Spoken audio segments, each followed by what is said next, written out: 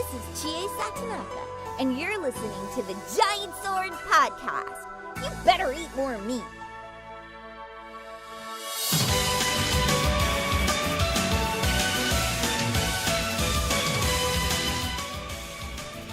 Hello, and welcome to this week's Giant Sword Podcast. I'm your party leader, Nick Lynn. To my side are my noble and hairy are Taylor Hoyt. Hi. Maddie Lynn. Hi. And we have a special guest today, Mike from Dark Pixel Gaming. Hello. Hello, how's it going? Pretty good. Much better now. Yeah, now that everything works, we're good. Now that it's working. Now it's working. This is totally not a retake. This is definitely the first time we've done this. This is the first time we've done this. This is part of the course, man. This always happens. Yes. But yeah, thanks for coming on, Mike. How are things? How's the channel? Things are good. I've been working on a Chrono Cross analysis. I've been playing through that game. I beat it last week. It's my first time playing the game, and now I'm doing New Game Plus. So that's coming up here in the near future. So things are going good. Cool. A game that we've never beat. I know. We've started it many times, never finished it. For some of the people that are watching that may not know who you are, give us just a quick rundown about yourself and about the channel. Sure. It's kind of hard to describe because it started out as just like a subsidiary of like a larger channel that we had. So we did filmmaking and visual effects on Dark Pixel, and then Dark Pixel Gaming was like, "Hey, come watch us have fun and play games sometimes." And then that kind of got dropped, and I was just doing these reviews and retrospectives on the Final Fantasy series. And those got picked up, and people were watching them for some reason, and they got a lot of views, and people started following the channel. So I was like, you know what? With the YouTube changes that happened and how long it was taking to do work on the main channel, we kind of dropped that. We made Dark Pixel Gaming our thing, but there was three of us that all kind of had different interests. So I was kind of doing one kind of video, and Kaysen was doing something else, and Lana was doing something else. So it's mostly JRPG focused at this point, though. I personally really like to talk about design philosophy and especially storytelling in video games. Kaysen likes to get into the development history of games. Sometimes some of the darker side of things, like some of the more controversial things that have happened in games we don't know about. He has a series called Dark History where he does that. And Landon does a lot of, because he lived in Japan, he's very fascinated with the culture. So he does a lot of videos about Japanese culture and some of the things that are lost in translation between when the games are localized for the US, some of the things we might miss out on. Awesome. So that's what we do. Cool. Yeah, you were actually recommended by one of our fans, and we had kind of watched a lot of those Final Fantasy retrospectives, not even in preparation, just because we had stumbled across them. Wait, I don't know. Was the Final Fantasy 8 one? I don't think that was them. Okay. Okay, well, anyway, we did have, there were a lot of people in our Discord, because we were asking, who should we have on next? And you got recommended quite a few times, so I know people are pretty excited to have you on. So thanks for coming on. Cool. Maybe want to get Alliance Alive. Yeah, that was yes. That little video, yeah. Same with me. So it's a good game. It's a very good game. I like it a lot. So would you recommend them playing Radiant Historia? Oh, yes. Everyone should play Radiant Historia. So good. It's one of my favorite games of all time. Absolutely outstanding. Yeah. Wow. You know what's not outstanding? The 3DS secret bosses. Hated those. Not outstanding. They added bosses on 3DS version. It's like I haven't gotten that far yet. I'm in chapter 5 on the main history timeline on Radiant Historia right now. I finally had some time last night while I was riding a train back and forth between Provo and Salt Lake City to play a little bit, but yeah, it's good stuff. I played the regular DS version until the beginning of chapter 2, then never finished it. But when I started playing 3DS, I got hooked immediately. And I'm one of those people that really like the new art. Oh yeah. Yeah. I thought I would hate it at first. I really did, and it sort of has grown on me a little bit. And there's a lot of little UI changes that I think are actually really nice. Like in the original DS version, when they have the turn order laid out, it just has the photo of your party members, but then it just says enemy. but you don't know which enemy it is. And now they've sort of changed that to where they have photos so you know which enemy's going to go in which order. They've made a lot of like little fine refinements like that I think make the game a lot better. I think the voice acting is pretty good too. It has more voice acting than Ni no Kuni too. Wow. Yeah. Ni no Kuni barely has any, so that's not hard to beat. Which is weird, right? It is.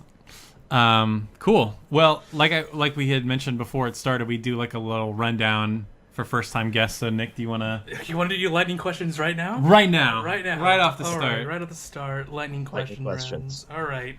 Don't think about it too hard. You just answer it. Just answer it quick. Bam. Yeah. All right. Short. Which JRPG got you into the genre? Final Fantasy VII. All right, you're Taylor. Yeah. Yay. Like most people. Favorite JRPG of all time? Chrono Trigger. There you go. You're stuck on a desert island with one JRPG soundtrack of your choosing. What would it be? Ooh. I'll pick... Nah, it's got to be Chrono Trigger. Oh, Trigger. Oh, Okay. there it is. I was gonna, Got Chrono Trigger. if it was going to be Chrono Cross, I'd be like 3 for 3. Yeah, I know, man. If you could change one JRPG game / franchise into an anime series, what would you choose? Xenogears. Absolutely. Xenogears. Ooh, Xenogears. Okay. Why? Xenogears needs more expanding, and I think that an anime series could do a lot too, because it's 6 parts, and the game I think is part 5 out of 6. They kind of go into a little bit of like what happens in the earlier parts, but it'd be nice to have an entire anime series, say on part like 3 or 4 or something like that. Is that ever explored in like the Xenosaga games, or is it literally just like people talk about it or whatever? Square Enix owns the Xenogears property, so when they would not approve the next Xenogears game to be made, Takahashi left, created kind of his own studio, and Xenosaga is sort of like the spiritual successor of that. But it's not exactly the same, but there's a lot of similar ideas used. But Xenogears I find to be the more compelling story, and I would love to see more of that done in an anime. Yeah, there's a guy who used to be a regular on our show, and that's like his all-time favorite. He like swears by it, and he's disappointed in us forever that we've never beat it. Discord, tell us how much we need to play it. Game. Yeah. It's not an easy game to get through. It can be a bit of a slog, but it is really, really fascinating stuff. The worst JRPG you've ever bought? Ever bought? Oh, man. I tend to not buy bad games. Maybe I'll say this will be controversial. It will be, but Xenoblade Chronicles 2. Hey! I hated that game. I'm sorry. We're gonna get into that later. I think we might have a lot of things to agree with. And as Maddie kind of alluded to earlier, there's some salt on our Discord about that game too, due to a certain troll, let's say. Maddie's like having flashbacks right now. No, I'm just PTSD. dripping in salt, dude. Yeah. It's everywhere. All right. What is your crown jewel of your gaming collection? The crown jewel? Ooh. I don't know. I don't really get into collecting so much. There was a time in my life where I thought I was going to, and I was like, I'm going to really get into collecting and try to get like rare games and stuff like that. But I kind of dropped the ball on that, and that only lasted a few months. But I don't know. I have no answer to that. Okay, no worries. Favorite non-JRPG game of all time? The Witcher 3. Nice. Ooh, Nice okay. choice. That's a good game. Mm-hmm. I couldn't play that game because I was in the first area. And I you never, saw the map? I never left because I just had to do everything. I'm like, I can't play this game. That's exactly what happened to me. I looked at this game like it's too big. I'll never finish it. So I'm just not even gonna start. I can't do it. Go to that one island and you see that level 40 when you're level 15. You're like, I could do it. I could do it. Well, okay, I want to ask you about that real quick. So you said your videos are focused on like the design aspect of games and JRPGs and stuff. Like, what do you think about that idea? Like what we just said, like the game is just there's just too much to do. Like, do you think that's a bad thing, or like do you think there's a way they could introduce that to the player that's not so intimidating? Because like I think there are ways to have that much content but not have it be just insanely overwhelming like that. Just get good, Taylor. Yeah, I mean, there is something to be said about pulling up a map and seeing lots of things, like seeing waypoints, seeing like this is a potential quest, or you could go here, you could go there. And what's interesting to me is that from my friends that I've talked to about The Witcher 3, because I've tried to get a lot of people into it, and not just into the games either, but into the novels, because the novels are freaking phenomenal. Like some of the best fantasy literature that there is out there. So I try to get people to play it, but I think that there's a couple of things that are the problem. One, I think people are fatigued by open world games right now, specifically because there is so much on the map when you open it up here, and a lot of it tends to, as in a general sense for open world games, be very repetitive content or fetch questy kind of stuff, or just like really like not very meaningful stuff to do. And it can become very boring very fast. So it's hard to say, because there's some personalities that will see that and they'll be like, oh man, I can't wait to do this and this and this and this. I'm a little bit that way. When I played Skyrim for the first time, for instance, like I would set goals because I could just sit there all night long and just go to the next point and the next point and unlock the next waypoint. Like I enjoy that. I think for me it drives exploration. But for some people it is like, dude, I don't have time for this. This is freaking crazy. Yeah.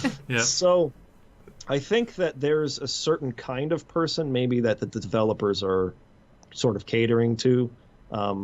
But I do think that they could probably be a little bit more directed early on, and use a few scenarios, like smaller side quests or early scenarios, to sort of like get you into all the different aspects of the game, where that's going to be your alchemy in The Witcher 3, like how to concoct different potions and things like that, how the combat works, how the weapon degradation system works, how like all that stuff. You have missions that are dedicated to those things, so that you feel like, okay, I've kind of learned the ropes here, and then you open up a little more to, okay, here's some stuff, go at it, like just go see what's out there.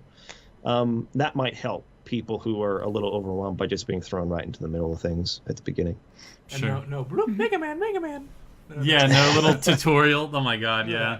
Yes, text tutorials are hard for me too. I don't like reading how to do something. I like being put into a situation where it becomes pretty obvious just through playing. It's intuitive, like this is what I need to do. Yeah. Right. Though Witcher 3, I believe the tutorial for combat was like you were in a flashback and like you were getting story, but you were also learning how to play the game. I thought that was really cool. It was good. Very well done. Yeah. It's a very good example of how to do it right, in my opinion. Fun. All right. Who is your JRPG waifu? I've had this conversation. I don't personally do waifus. Nothing against people who are into that and are a part of otaku culture. I'm not into cartoons. That's just how I don't. So the next question won't make any sense. These are the joke questions. So. Yeah. I don't know if you want to say it, because he's gonna say nothing. He's gonna say nothing. Yeah, I know. But it's like, if you had to get a body pillow waifu, who is it? That was the question. Well, if I had to, like you're putting a gun to my head and I have to buy one.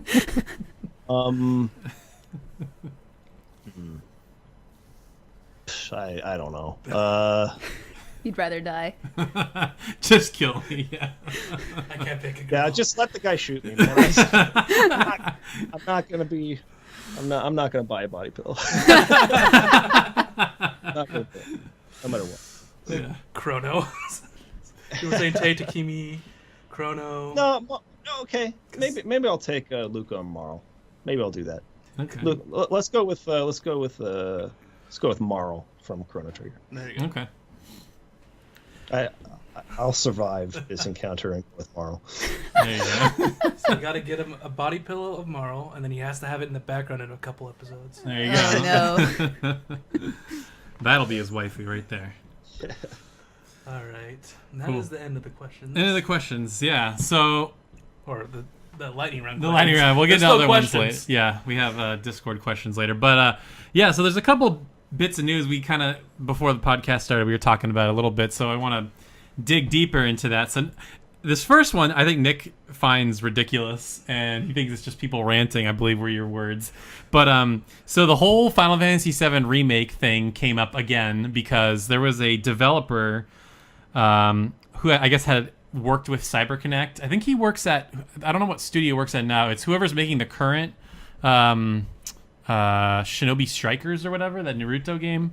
But anyway, so here's a couple of what he said, and then we'll get to the fallout, and then we'll break it down. But basically, so this guy's name was Dan Suka, I believe his name is, and he's a game designer from Japan. So here's what he said. He said that basically CyberConnect 2 on Final Fantasy VII Remake was unusable. When has a company taking work away from another company ever been a positive sign of things? I know CyberConnect's work was unusable. I've worked with them before. I know their level, and I know they outsourced to hell and back to get things to the point we saw them publicly, and it still wasn't enough to save them.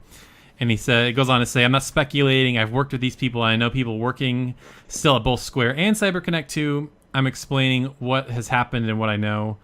And then basically the fallout was his Twitter account went private. He deleted his Reddit account, and he deleted his ArtStation account. So the Square Enix ninjas went after him pretty hard, it seems like. So I want to get your take, Nick, and then we'll go around, I guess. But you think this is just some random guy ranting or whatever? No, not some random guy. It's like people are crying over spilt milk. There's like, we already know this. Why are you crying about it again? So that's what I was like.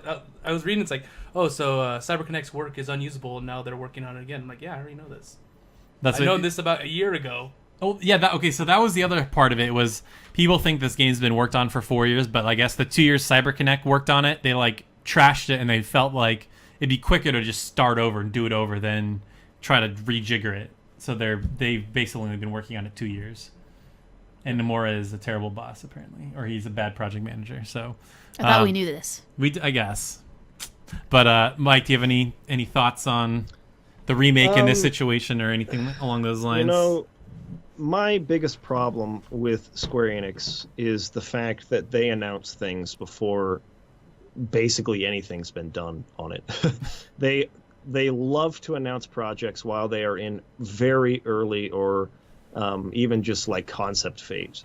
It's like, we're doing this, and then people get excited about it. When is it coming? They don't have answers to any of that because they're still basically just creating art and assets and things like that, and still developing story. Like, it's not in any sort of like place where they have a finalized vision of where it's going. This was true of Final Fantasy 13 and Versus 13 and Type 0 and like a whole bunch of games that those development cycles were so long because you remember back to when Final Fantasy 13 was unveiled at E3 2006, I think it was, and the combat that they were showing in that, which is like absolutely not at all what the game ended up being. Right. Yep. Taylor was very disappointed. They do that all the time, right? And so they announced Final Fantasy VII Remake in probably the smartest way that you can without showing any gameplay. Just be like, hey, we're doing it. But then they did. They showed gameplay footage in December later that year. We were there. And yeah, and now you haven't heard anything for years. CyberConnect 2 is taken off, and if this guy is right, that's one thing I want to address, though. Is like there is a level of skepticism I have towards what he's saying because he is not actually involved. He says he knows people in the studios, and they've told him these things. But I think his perspective is colored a little bit by his personal, I guess, evaluation of the quality of CyberConnect's work, right? Because CyberConnect did the dot hack games, yeah, which I think, they're mid-tier, but like people like them. I think that people generally think they're pretty enjoyable. Yeah. And then they did a lot of Naruto fighting games that I think have been fairly well received. Again, like average maybe 75 out of 100 sort of a score. So they're not like incompetent as a developer, but I think what he's trying to say is that maybe they're producing again, this is speculation on my part, but they're producing content on the level of that kind of mid-tier game, and Square Enix finds that unacceptable for a huge AAA developer, and especially for the Final Fantasy series, which is supposed to be the highest quality game. When those are released, they're like top dog, top tier in terms of technology and graphical fidelity and all that sort of thing. So unusable, I think, is a relative term. Unusable because of the expectations of Square Enix and Final Fantasy, maybe. Unusable in the sense that it was crap. I have a hard time believing that, given CyberConnect's track record. So that being said, it would make sense to me if they have scrapped it, because they've not shown anything for a long time. And I don't know, that just, it follows suit with how Square Enix has developed games for the last decade or longer. They suck at getting unified and like really like being efficient. And so it would totally make sense. Well, here was the interesting part to me. I guess this really didn't start coming together until the last year in my head. But for when I heard that CyberConnect was on the project, my thought was, oh, there's a team internally at Square that's making the game, and CyberConnect is just helping. But then, as this all happened, it was like, no, CyberConnect was the lead sole developer. I'm like, that's crazy. First of all, why would you outsource a game that big to a developer, like you said? Like, they don't make bad games, but this is going to be one of the biggest games of the generation, and you're going to outsource it to guys that make Naruto games? Like, why? Yeah. Like, why would you not have your best team on that? I wonder if the original thought was that they would get it started and that, you know, they would eventually pull it in. But I mean, they got their business divisions working on, at the time, Final Fantasy 15 and all of its DLC content that was going to come after that. Kingdom Hearts 3. You have a whole team dedicated to Final Fantasy 14. I mean, their internal divisions were kind of, they didn't really have much room to do much development on anything. Right. So, I mean, I don't know if the long-term plan was you're going to develop this whole game, or if it was we like what you guys can do, because they had worked with Square Enix on like that. I think it was the mobile game, the G-Bike. Okay. I could be mistaken, but I think CyberConnect made that. Okay. And so they had worked with them on something before, obviously had some level of trust, and said, why don't you get this project off the ground, get it going. Mm-hmm. But I think the intention was that Nomura was going to be still obviously supervising all of that.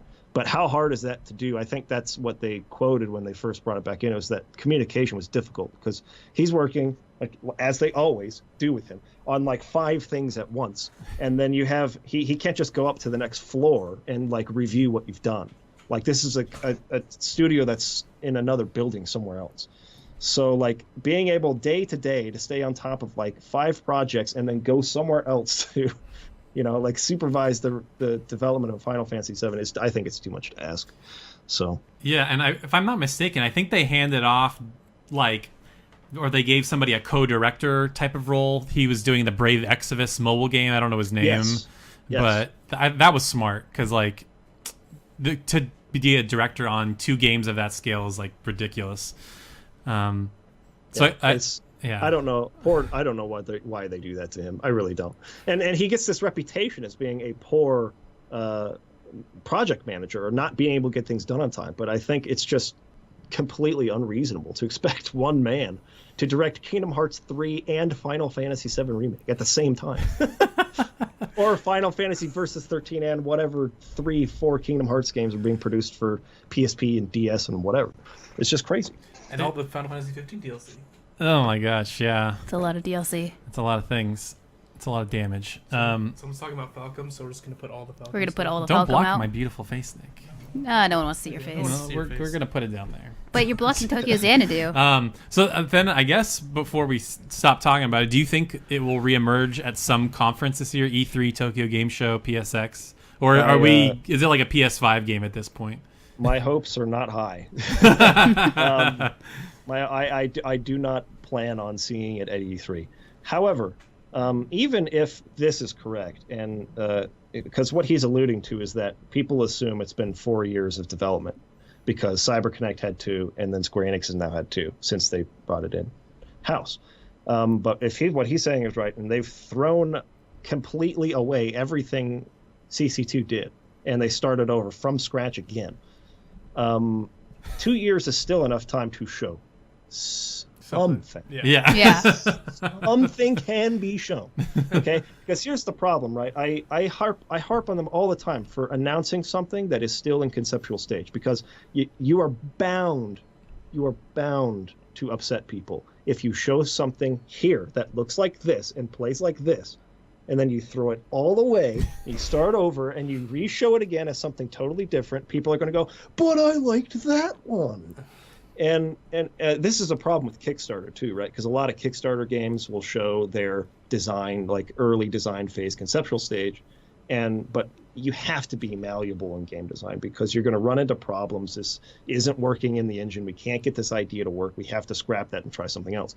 You can't let people know that this was what you wanted to do, because then they'll think they're being cheated out of that if they've been shown it before. So it's a big deal to just not announce something until it's basically finished. And it's going to come out that year, in my opinion. Style. But yes, Bethesda style, absolutely. They do it best, but yeah. If you are going to do what Square Enix does, and you are going to announce something and show it, transparency becomes a big important issue as well, because then people feel like you're incompetent. And that's exactly what's happening. Everyone feels like there's no way that they're going to salvage this now. Like, this is a total train wreck. You have all people talking about, is it in trouble? And there's all this negativity surrounding it. And it's only going to compound people's expectations and make it be received, I think, even worse. But if they want to salvage it, they got to start showing something. So I would think that it would be an opportune time at E3 this year to show the new direction they're working on and get people's faith back, restore people's trust. But if they don't, I don't know. I don't know, man. I told you what they need to do. I'm done. What they need to do is this. They don't say they're going to show it, right? It just fades the black, and then it just does the intro to Final Fantasy VII, pretty much, the stars and everything, and it just starts up the bombing run, and they play the damn game, and they show the menus, and they show how everything's working together, and they show a battle system with the music, just everything. That would be that would be hype enough. It's like, this is a game. Yeah. If that's what they started E3 with, that'd be pretty amazing. That'd be a good way to kick off the show. I think that would be a brilliant way to do it. Just run through the opening bombing scenario, and end it, and just walk off. You're like, see, it's a game, guys. It works. You just have to make more levels now. Yeah. It's coming soon. Yeah. It'll be done when it's ready. Yeah, please. please be excited. Please be excited. That's what they need to do. And we're not going to get that, but that'd be cool to see. One day. What we're going to get Kingdom Hearts 4 announced already, and Final Fantasy 16. Yeah. Dear Lord. Oh, let's not go down that road. But I think it's more likely than maybe we think, just because a lot of the big PS3 or PlayStation exclusives are going to be like God of War just came out, Detroit will have been out, and Spider-Man. They've shown a lot of Spider-Man, and I don't know if Last of Us and Death Stranding are ready to show gameplay. So it might be a good time just to fill something to put in the show. If they show anything Horizon Zero Dawn, I will shoot myself. You won't, and they won't. Because they already put the DLC out. They're done. I don't care. They showed it. It was like a big centerpiece at PSX last year, and that game was out for a year already. I'm like, why is this? But also PSX last year was just trash. So yeah, that's also true. In more ways than one. So bad. They blew their load at Paris Games Week. The only other bit of news that we have, and it's a lot smaller and probably won't bring up much discussion, but mention it anyway. So Shining Resonance Refrain, which is like a remastered remake of Shining Resonance, I guess, is a kind of an action RPG. Comes out July 10th in the Americas and Europe. I think they moved it back.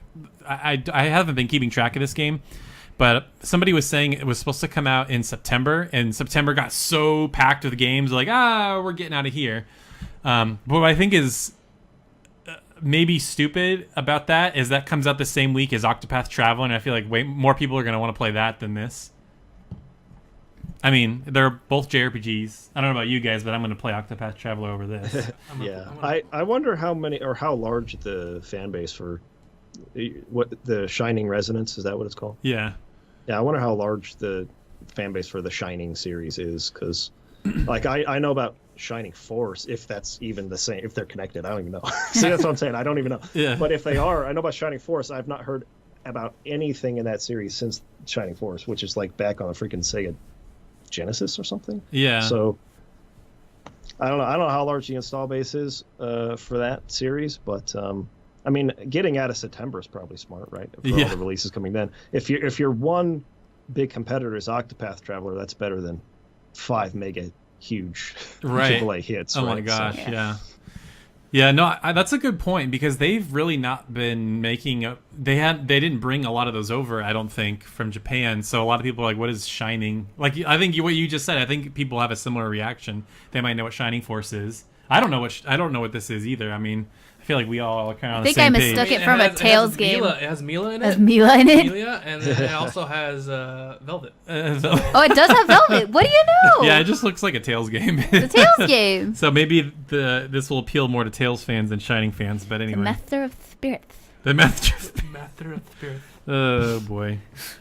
So anyway, that's it for news. But we have not talked about what we've been playing in many, many weeks. And I think now's a good time to finally talk about Xenoblade 2. Okay, well, I'll just leave now. No, because all it is just Taylor's perspective on it. Well, then Mike has an interesting perspective. No, there might be an interesting discussion here. It's just the fact that it's just like, what you've been playing. Okay, I've said it, like... Okay, can everyone guess what Maddie's been playing in the chat? Just say it. What has Maddie been playing, and what does she think of it? Yeah. Just let us know. Just let us know. Have I talked about fighting Goat Mom yet? Maybe. Have I talked about spending 7 hours of my life on one kill? Wow. That's a fun story. Anyway, sorry, Xenoblade 2. Xenoblade Go. 2, so I beat it. Took about 68 hours. Again, I beat Xenoblade Chronicles X, and I felt that game was a little bloated, a little too long. I felt the same way with 2. Near the end of the game, when I was trying to level up, I found like a almost broken grinding spot. I was like killing this monster, and if you kill it on a chain combo, you basically level up every time you kill it. And it was a quick kill. So I'm like, all right, I'm just gonna get 5 levels and then go beat the game. So, but my biggest problem with the game is it's too big and it's really hard to figure out where to get anywhere. So there's like your marker, and it's like, oh, it's 200 meters that way. And then there's an arrow up with, okay, so it's on the platform above me. How do I get there? Oh, I don't have the right blades. Let me go grind out more random blades and level it up so I can jump across this with the ability. That was only near the end that it did that. But really. it's still, like, I think that's Earth Mastery and jumping. It's like, oh, okay. I don't know. I think that's bad design. Like, I feel like a game should just constantly be flowing, which we'll get to after this. A game I was playing that I feel does that perfectly. But Mike, did you have similar issues? I mean, you said you got about halfway and stopped playing. Like, what were some of your biggest hiccups? We discussed earlier how I don't get into otaku waifu culture. So you mean the game that has anime waifu blades? Yeah. Yeah, that did not appeal to me. I did not enjoy that. And okay, a lot of people, whenever I have laid this as a criticism against it on my channel, have been like, bruh, it's an anime. Like, what do you expect all of them do it? And it's like, okay, listen, no. First of all, that's not true at all. Second of all, even if I'm to grant that, let's say some of my favorite anime, like Samurai Champloo or something, have some amount of like that kind of fan service in it. It's very rarely the focus, and it's most likely a short distraction, a jab at humor that may not work for me in that scene or whatever, but the entire landscape of that show is about way more than that. Xenoblade Chronicles 2, at least for the first 30 hours of what I played, just goes way beyond my tolerance level for that stuff, just way beyond. I just, like, every time there was something I liked, something that was working, something I was like, okay, maybe I can sink my teeth into this game, get into this, they would just inject this completely unnecessary sexual innuendo into a scene that does nothing. It does nothing. It tells me nothing about the characters. It does nothing to advance the story. All it is there for is to pander to a culture that giggle and laugh and think it's funny, or into body pillow stuff. And I'm sorry, like, if you are into that, that's fine. Like, it's totally fine. I'm not. And so the game absolutely just like turned me away, because, and it's not even just because it's a game that has that. There are thousands of games that have that, tons of them, and I don't play them because I'm not into it. They injected this kind of thing into a series I was a huge fan of.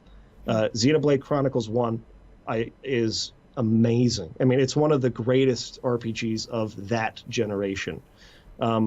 Absolutely rejuvenated my love for the genre because it was in a bit of a lull at the time. Xenoblade Chronicles X, I had similar issues to you. It felt a bit bloated. There were some design choices I felt were a bit suspect, but overall I still liked it. I thought it was an okay game. And then this game just went all in on that, just like really heavy. They completely changed the art style for that reason, I feel. They completely changed the way they write characters for that reason, I feel. The design of the characters is just way over the top for me, and so that stuff turned me off so much that I couldn't finish it. I had to watch all the scenes on YouTube. So, I wanted to know what happened because I would have to talk about it. Sure, I wasn't gonna play it anymore. Have you played Xenoblade Chronicles 1? Then you know what happens. Pretty much, pretty much, yes. It's basically the same story. Yeah, Kimpy filled me in. I was like, oh, that's interesting. I was watching. I was like, when I was getting to the end, I'm like, wait, I just played this. You had just played happen, and then this is gonna happen. Exactly. Yeah. It's like, wow. Yeah. I don't know. I guess I will say I don't own body pillows, but I am kind of into that in a like ironic way, I guess, but maybe not so much. You like the waifu culture. There's no Futaba here for you to protect. Yeah. Me and Aaron Fitzgerald are good friends. No, I'm just kidding. I mean, we kind of we're acquaintances. I don't know what Nick's looking for. We don't have any waifus around right now. We have wait. I got this. I don't know if any of these are waifus, but I always have. It's just the cast of Berseria. Yeah, but they're anime people. They're anime people, right? People. Yeah. I have this at every podcast. It's behind my chair because I'm wearing a jacket. You don't have Saray or Mikleo though. I know because I am again. Sorry, I didn't mean to interrupt you. Go ahead. Speaking of Berseria, though, I mean, you have that towel there and those characters and everything like that. I actually like that game, though, the story, the way it's presented. Yeah, and it's a game you think it's going to be typical or have some of those tropes in it, but I think it's actually really well executed. Mm-hmm. And there's the moments like a typical Tales game where there's those skits that are innuendos and they're silly, but it's like never the focus. Not as bad as that. Not as... It doesn't die. No, not as bad as Hearts. I'm assuming that's where you're pointing, right? Yep. Yeah, not as bad as Hearts. But yeah, Berseria, I could have an episode on this, but yeah. Good blanket. Yeah, I really like the story of that game. I think it's quite good. Here we go. Here's the big question. Okay, yeah. How about Zestiria? Oh yeah, how do you like Zestiria? I have not played it.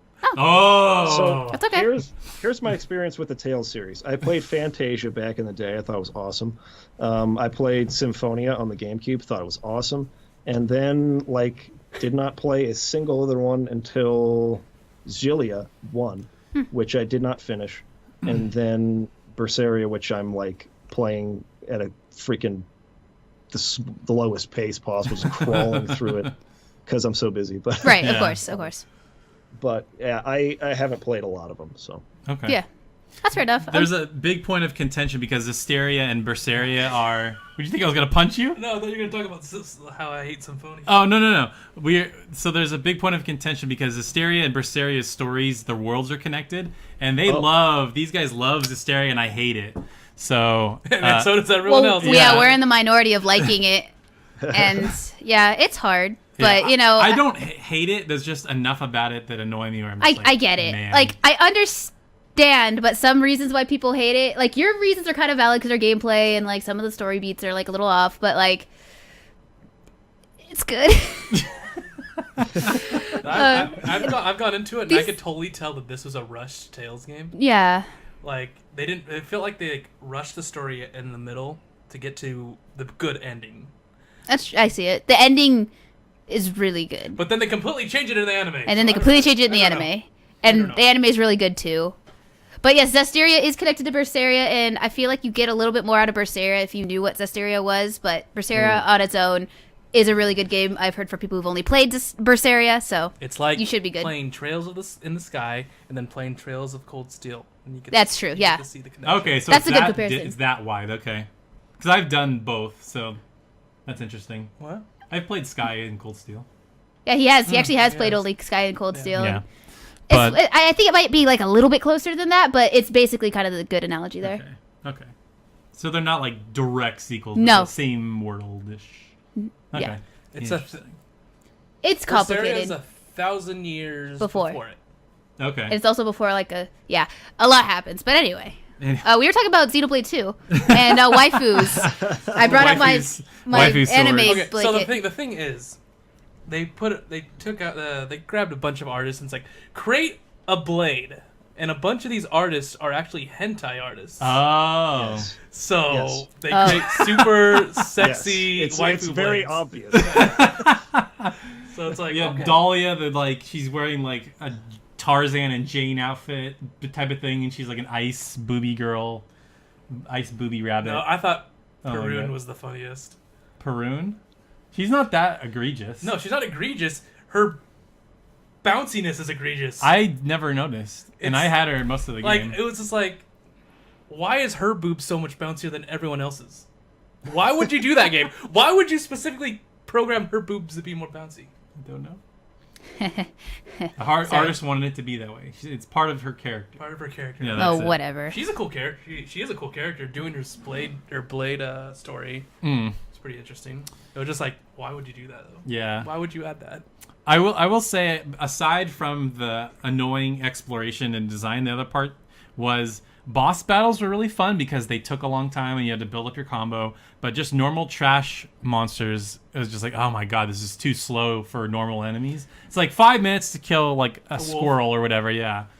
Because you have to build the meter up. It's just... Yeah, I didn't like that about it either. Where in the original, I think the first two, Xenoblade Chronicles and Xenoblade Chronicles X, where like the cooldowns would sort of just like go on their own. You didn't have to hit the enemy to build up your ability to use an attack again, like in 2. Because in 2 you have to actually connect, and then that builds a little bit more, and you hit again and it builds a little more. Then you can use the abilities on the face buttons. Mm-hmm. I liked the timed cooldowns better. I feel like now this is me speaking from only 30 hours of experience and not getting that far into the game. From what I've heard from people from my channel, my viewers and stuff, they said that there are ways where the combat can get really fast down the line. Yeah. But that's another one of my big problems with Xenoblade 2 is that it takes forever to start playing the game for real. There's 20 hours of and you're still coming across tutorials. Like, I think there's they tried to layer and allow you to kind of, like, for instance, this isn't related to combat. I think there are instances I could bring up from combat, but why is, say, Poppy, the way that you level Poppy up, like 100% different from every other character in the game? Right. Why did they make that a totally separate thing? You got to go play this stupid arcade game to level up this character. Like, why? Why create an extra step of doing some annoying task to level up a character? Yeah, you have that step, and then you have the normal leveling up as well as a normal blade. It's like, why? Just like, oh man, like they bogged the game down pacing wise so bad by trying to put in so many things that I think ultimately everything just felt so slow. I felt like I was reading tutorials every 5 minutes, and I was not enjoying the presentation and the story because it was constantly being injected with this stuff that just isn't for me. Yeah. So I agree that there are way too many systems in that game. There are way too many things to worry about. Like, you level up a blade, but then each blade has 4 layers of subquests, which can kind of keep you busy. Some of them were like way longer and more tedious. I got super addicted to leveling up my blades, man. Like the girl. Okay, so there's this blade you get called Medusa, and she the way you level her to open up her next rings, you have to send her on those Merc missions, and the Merc missions drove me crazy. Did you get to the part where you unlock Merc missions? I couldn't even make it that far. Okay, so Merc missions are it's another system where you send off your blades to do quests. They do it on their own, and then they come back and they get extra experience and whatever. Class order halls. Basically, That's yeah. That's exactly what it is. And Okay. it's just a quick way to level up your blades. Some of them are like over an hour, though. Yeah, well, you're going to be playing the game. Yeah. Doing side quests. So 1 hour, that's one side quest. So Medusa. But to be fair, Xenoblade has never side quests have never been its strong suit. No. It's real tedious, busy work is what it is. It is, but some of the side quests are really good. There's some that are like Some were okay. Yeah, I mean I didn't hate all of them. I got Theory and Praxis. Great side quest. I really liked Wolfrix. He looks like the xenomorph from Aliens is basically what he looks like. And his whole thing is, I'm a nice guy, but I look really scary, so I want people to relate to me. So I'm gonna try to do these nice things for I'm people. gonna help this blind woman. She can't see me, but she knows I'm a nice guy. Yeah. Or I'm gonna try to play with this kid. Oh God, Mommy, it's a monster. Aww. Why don't you love me so? What is that from? Oh no! Maddie knows what I'm talking about. Why do you have to hurt me so? Yeah, He has claws. War. No Sorry. one's gonna Nobody know knows that unless Game they've Grumps watched reference. old Oh, games. Game Grumps. Okay. I haven't seen it. But so my point I was trying to get to, there's a blade where to unlock her rings of experience, you have to send her off on Merc mission after Merc mission after Merc mission, to train her in singing and dancing and whatever. It just it was. I don't want to give a spoiler, but thankfully you get a better healer. Let's just say you get a better healer later that's better than her. So at some point I just stopped bothering. You could break the game with that healer. Oh my God, it's ridiculous. Nobody dies. Yeah. This game sounds fun. Yeah. No. Some people think it's very fun, and that's great. I'm glad people enjoy it. I thought it was just unconscionably boring. I'm glad you played it for 330 hours, Nick. Oh, with your broken Switch my broken clock or Switch whatever? clock, Oh yeah. my God. Yeah, apparently I played Knights of Azure 2 for 1,000 hours, so yeah, I know what that's like. It says on my games, you played for 300 hours. I'm I totally have.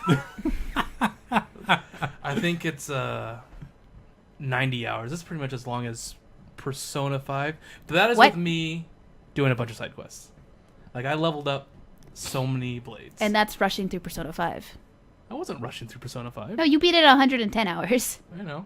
And you said 90. Oh, it's about You see what I'm saying here? Yeah, I got you. So it's You said I was rushing. My clock was 93 hours or something. Yeah. For Persona. You guys also played on a higher difficulty, though. Yeah, I played on the hardest. So my plat run is going to be on the uber hard one. Okay, so let's not get onto this. Yeah. No, but Taylor wouldn't want to play on that difficulty because you could mess up and then people just kill Joker instantly. Which is why you build to prevent that. Stop! I'm going to get really into this. Let's not. Okay. Well, the other game I want to talk about is Tokyo Xanadu. I think that's a game at least all of us have played a little bit. I started playing it. Whatever, Nick. I know I've just been, constantly gushing love for this game. Yeah, so going have I. into this game, our Discord, based on my Discord, everybody's like, Taylor, you're not going to like this game. It's the worst combinations of both Cold Steel and Ease smashed together. And I, we played the demo at PSX, and I was like... That demo saved PSX for me. Yeah. No. We were looking, and you're like, oh my God, it's Falcom. Let's go play Let's go play Falcom games, guys. Yeah. And I thought it was really easy. And so Get it?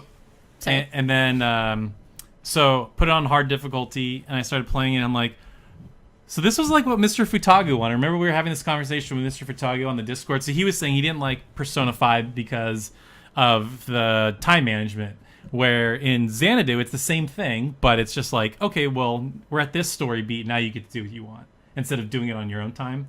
So if you're watching Mr. Futagu, go play that. But I really, really like this game a lot. It's fun. Mm-hmm. I like, and believe it or not, guys, I'm talking to all the NPCs. Oh my God! Who are you? I don't know. I don't know. Are you sick? No, I think I'm sick. No, I think Taylor's turning a new leaf. He finished Xenoblade Chronicles 2. We're getting our old Taylor back. Well, I'm gonna go beat Hysteria next. Yeah, there you go. Oh my god, that would And then you're be. gonna be like, wow, Nick, you are correct. This game story is amazing. I'm going Berseria now. No, but it feels like a Persona Light because you go through the dungeons, which are straightforward but fun. You know, there's you don't get lost in those dungeons. It's just here's a hallway, there's the boss, the end. Like pretty easy For now. But I like the combat. I like you can swap characters like in Ease. Everybody has like a move that is weak against a certain enemy, and I like it that it makes you think because you're like, okay, if I beat them this way, I'll get more rewards. So you want to do better in the combat, or you could just replay it, I guess. But No, gotta get S rank first run through every time. Every time. Yeah, and I like all the characters. I like the silly side. I like those two girls that are like in love with the guy teacher, and they're like they were supposed to like go karaoke with him or something, and he ditched them. And I'm like, With the another teacher, yeah. yeah. I love all these little subquests. It's these. I don't know who Taylor sub-stories. is anymore. This is not Taylor. This is not Taylor. This is what we told him to do in like Cold Steel. He's like, no, I'm not going to do it. Why? This is what you get. But then, Maddie, I think I played that in the arcade for like over an hour. So I played Magical Elise's Whack-A-Neko. Magical Girl Lisa. I don't get the arcade. The game, oh, it's Taylor. so amazing. So Taylor. And then I did the reen fishing. So Good. they're playing So- he's playing a lot of mini games, and I don't get it. It's I've only played this game I think for about 50 hours. Only 10 of them have been in the arcade, so don't worry about it. I've gotten the max level fish 3 times. Jeez. So I have almost 100,000 That is what I don't get. I don't K. get you fishing. It's fun. You're I like It's playing. a him, rhythm game. It's a you're rhythm Reed, game, Nick. No, it's not. and you I get like to. playing. I like playing Blade, and I like the Magical Lisa. It's so relaxing to fish, dude, because you just sit there and, like, you're streaming, right? And so you got chat, and you're just like, I'm sorry this is boring, but this is really chill. And then you catch a fish, and you do the little mini game, and you're just talking to chat, and it's really relaxing, and you're just trying to build up your meter to get that fish, and then you get that fish, and it's amazing. You get Yeah. that fish on 0.2%, which happened to me. Nice. I haven't gone to the third spot yet because it costs 1,000 to just cast a reel. So my child. So My child, all you do is you play Magical Girl Lisa on hard, perfect it, Yeah. so you get 1,000. Yeah. And then you just play that about 20 times, and then you have 10K, Yeah. and then you should have enough if you don't suck at fishing to break even on the hard level to get the fish. Okay. So you look at the store, see how many medals you need, get those. Never go to the arcade again. That's fun though. It's part of my thing during every story beat It's where like it's like the gold you, saucer, Nick. Mike, do you ever get lost in the gold saucer in Final Fantasy VII? I play one game in the Gold Saucer, and that is what is it called? Super Dunk, or the basketball mini game. Oh, okay. Because for me, that's the easiest way to earn GP until you can really get into the chocobo racing. Okay. When you've actually breeded a chocobo that can win consistently. But I'm like freaking on fire. I don't know. It clicked with me. I know the timing. I could just like bam, bam, bam, bam, bam, just like rack up the GP. But the other ones, like like I don't like replaying the bike mini game. I hate the snowboarding game. I think the little Moogle one that tells the little story of the Moogle. Oh, yeah. It's funny like one time, but it's like really pointless. Yeah. And then like that rock paper scissor sort of like fighting game is kind of fun once in a while, but I think the mini games in 7 for the most part are pretty bad. So I don't really like to play in the Gold Saucer. Oh, okay. Like I've mentioned many times, that is the one place that I want to go to most in the remake is the Gold Saucer. Just the atmosphere, not necessarily the mini games, but just because I think it'd be a cool place to be, like a cool. I am excited to see how they approach Gold Saucer and mini games in general in the 7 remake. Because I'm interested to see how they approach we'll the find out game. in about 10 years. Yep. Yeah, on PS5, PS6. PS6, yeah. PS6. But yeah, I wonder if I can beat Maddie and Xanadu. She's so fallen so far down the Monster Hunter rabbit hole that she'll never recover. And I'm gonna beat Xanadu before her. And you heard what I said before we started recording this podcast. I heard this before. But I don't care about you, Two really. episodes ago, you're like, after I beat this monster, I think I'm gonna start playing JRPGs again. And then a new monster came out. Just so you know, Monster Hunter Right is a after JRPG. I don't. Technically. It's a JRPG. For point of reference, there's this monster that has a limited amount of time on right now. It goes away May 3rd. So as soon as that's over, and they don't announce another goddamn monster for me to kill, which they will. They will. I know. I know. It's going to be bad. But as long as that doesn't happen, give me a week. Give me a week. I'll burn it. I'll burn it in a week. Wait, you burned the game? Burn it. Set it on fire? No. That way I can finally open my White Shroud so I know who he is. Yes, Kathleen, I know you know who White Shroud is. I know who White Shroud is. I know you know who he is too. And it's confirmed my suspicions on various things. I don't know. Oh my god. Did we even say a gender? We just said we know who White Shroud is. But she said he. I did say he. She doesn't know. I mean, sorry, but going by build, yeah. I mean, unless the anime does that thing where girls look like a guy. They're wearing a giant cloak. And no. Anyway, yeah, Tokyo Xanadu is a fun game. You haven't unlocked every single battle style yet. Like, not like all the little things you could use. Oh, the elements? Yeah, not yet. Well, not even the elements. Just like there's more things. You unlocked flying attacks. You have like an EX move. Yeah, you have like an S-craft move. And I have 3 super moves right now. Okay. I'm not talking There's about... the L1, R1, there's the trigger, and then there's the down. Oh, so he does have everything. Yeah, Just kidding. so I have all of them, yeah. Where like, if you crit, it does like a little cut. Yeah. I don't care, Devil. So how you said you only got about 10 hours in, Mike, for Xanadu? Xanadu, I think it was just 2. Oh, 2, sorry. He's barely touched the game. I've barely touched it, yeah. And yeah, I thought it was pretty cool once you got into combat a little bit. I thought that it felt really responsive. I like that you could switch characters out like instantaneously. So I really enjoyed the combat. My only problem with games like Tokyo Xanadu and Persona are that it takes so long to like play the game. True. and it's not that because I love good stories, and that's why I play video games, is for great stories. Being able to be immersed and participate in a really great story, I love the potential there that video games have for that. But I feel like the writing style in Persona and in Tokyo Xanadu is one where and actually to a lesser extent, but still true a little bit of the Trails games as well, like Trails of Cold Steel. They say a lot of words, and I feel like at least 25%, sometimes more, of those words could be cut. You would still know all the same information, and you could move quicker through the scenes. They just tend to really get bogged down by wordiness, I feel, and just unnecessarily just putting in lots and lots and lots of dialogue that doesn't necessarily feel like it has to be there for me to know what's going on or understand the characters or that sort of thing. So like Persona 4, which I played 3 hours of and had fought like 2 battles. I struggle with that. I struggle with that personally. I need a little bit better pacing and diversion from one thing into another thing, and then coming back to them in a little bit smoother of a line, I guess. But Tokyo Xanadu, I thought was a lot of fun. The combat I thought was great.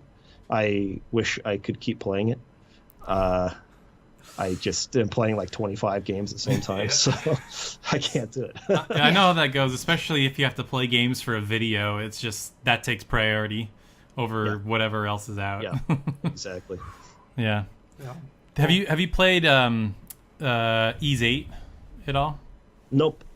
Okay. Another one on the list that I really want to try. Okay. Oh, that's pretty good. Yeah. I liked, especially in that game, some of the elements of its combat system I thought were really cool. I haven't played it, but I mean, I played it a little bit E3, but like I talked about this a little bit in a video that I did when there was that supposed leak on Reddit, not on Reddit, it's on 4chan, I think, about the Final Fantasy VII Remake and Final Fantasy Versus 15 they were talking about, and Final Fantasy 16. I think it was all bogus. But it was around that time that I did a video about how they could implement this hybrid that Square's been going for a long time, of an action-based system with a command-based sort of the systems of the past that they've used, and how they could satisfy both crowds. And I think I used East 8 as an example for something. I can't remember exactly what it was, but I do remember thinking the combat was cool. in E8. Yeah, it's almost Diablo. Like, it's really fast, frenetic. You're bouncing around, jumping. There's a play style for basically most types of players. You could find a character that fits you usually. Yep. I think after Xanadu, I want to go back and finish E8 because it's getting me. I mean, it's the same company. It's Falcom, so it's giving me similar vibes. But are you actually gonna talk to NPCs now? Huh? No, because Xanadu is doing it in a way that's way more interesting. Setting. You're not gonna get the true ending. You actually aren't gonna get the true ending. That's fine. Okay. I just want to kill stuff. That's what Ease is good for. Falcom makes really, really good bosses. Like, every boss in Xanadu has been really fun. I think I fought like 3 or 4. All the bosses in Ease are fun. They're great at making bosses. Like, that's all, like, really... Except Nosferatu. Oh, God! What'd you do, Nick? No, wait, Nosferatu. I know what happened. Huh? 1 second. Nick's computer went to sleep. I know, but I heard Nosferatu and I had flashbacks. Yeah. Is that a boss in He said Falcon makes good bosses, and I said Nosferatu. And I'm like, ugh. Bad boss? It's extremely hard. Just extremely hard. If you're on ultra death mode, whatever you guys I was on normal. Well, I was on hard, so... I know you did it. It's just... Take it. Yeah, it's just the mechanic. You have to... You have to do a playstyle thing. Anyway. You gotta do a thing. You gotta do a thing. As you need to do in order to play video games, you need to do things in order to progress in the story. It's almost like that's... requires action on the part of the player. Yeah. Weird. Get to the ending of the game. You gotta play. It's like, in video games, I'd rather have, you could turn off all the gameplay and just watch the cutscenes, and you're just like, yeah, that's called anime. Yeah. So that's what I like about Tokyo Xanadu. It mixes the anime-ness with the serious story really well. Yeah, I don't think there's too much dumb this... fan service. At least not that I've come across. No, there's not. Okay. Not really. But I mean, there's Kiseki fan service. So. Well, of course, there's like every manga you go into. Dude, it's the I love how much shilling is in it. It's amazing. You know, in that shop, that was the first Sen 3 poster that was ever released. Was in Tokyo Xanadu, the Vita version for Japan. Wow. That was like the first place you saw it. Because it's funny, because the game says 2015. I'm like, wow, this is an old game. But anyway. It's a good game. Do you want to pull up some Discord questions? Discord questions. Doing. All right. So from Fayfan, a.k.a. Cole. He switched his avatar again. No more thigh, huh? Yep. It's probably, I don't know. Okay, which is the strongest FF title all around for you? If you can't choose one, then list all that count. What? If you can't choose one, list all the ones that you like. Instead of just one. Okay. Come on, you guys. Thanks for coming on. Words are hard. So Final Fantasy 15? That's the only one. Because it's the only one I played? Okay. I could say Final Fantasy 14, but WoW has that beat by a lot for me, so... Okay. Sorry. I did like they messed up their story. Like... In 14? In 15. No, 15. Oh, duh. Yeah. Duh. But I'm one of the people who walked in and I was like, that's a cool battle system, and I enjoyed it. I had fun fighting things. You actually did the time... I did use the time stop, so I was using a more strategy-based way of playing it. The wait time? Mm-hmm. Yeah. I leveled that up. I need to try it on wait time. I haven't tried it yet, like extensively. I tried it for like a battle or something. But. Yeah, it's fun to play with. They walked in, they're like, "What the hell are you doing?" And I'm like, "I'm strategizing." just teleport and press X. You'll win. Mm-hmm. That's pretty much. Not when you're fighting a demon that's 10 levels above you. Jeez. God. Gotta win those fights. Taylor. So Taylor. Oh my gosh. 7. No, it wouldn't be 7. 10. Probably tactics, if that counts. Probably tactics. It's got a good, like, the story is pretty interesting. I like all the characters, like the customization. Although I always do the same thing. I always do a monk with armor. I always do Rams with 2 swords, and I always have like a samurai. You always make Ramso a monk, and then at the beginning of the game, because he just punches people and kills them instantly. Yeah. I really want to make a calculator and like try to do that thing where you can kill everybody in one hit. That'd be really fun. In your tactics video, you said that calculator is super broken, calculators are out of control broken.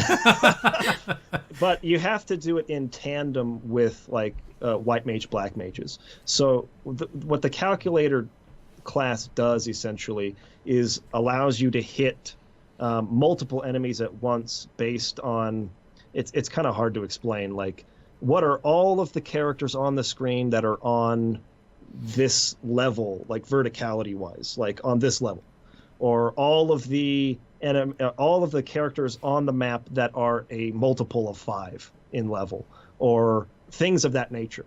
So you can kind of go through, because there's a whole bunch of those kinds of things where it targets like multiple characters at once, and you kind of make the calculator abilities a sub to, say, a white mage with holy or something like that, and you cast holy for 0 MP, because calculators don't use MP when they do this. You cast holy for 0 MP on every enemy on the freaking map and just wipe them out in one turn.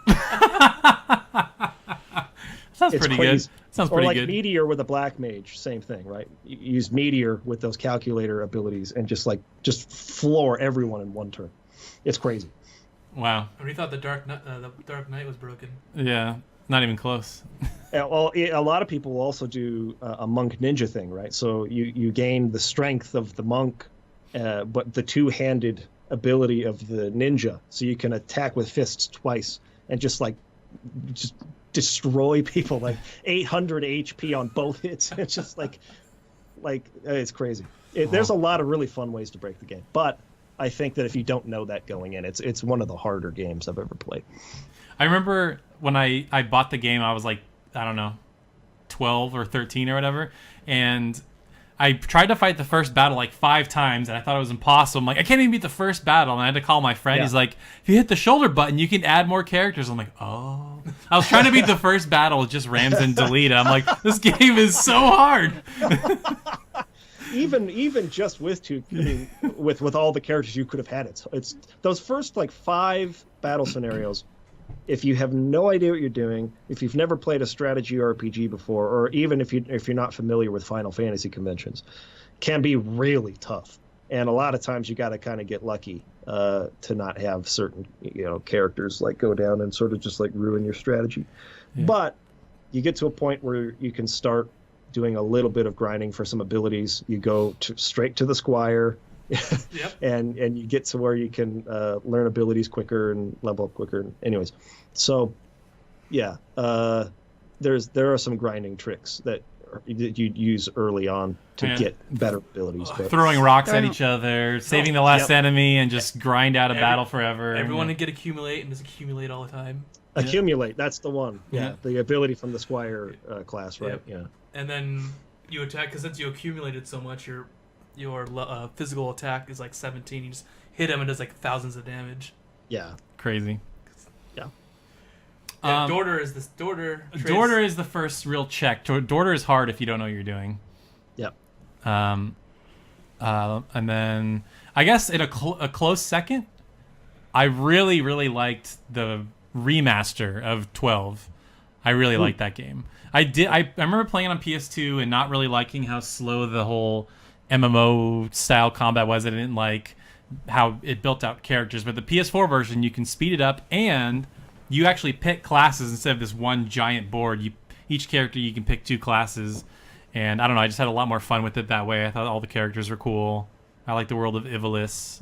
I don't know. Yeah. It was neat. I like Final Fantasy 12 a lot. I think it's a great game. Yeah. Mine's just Tactics. Tactics? Okay. Yeah, we already talked about Tactics. Yeah.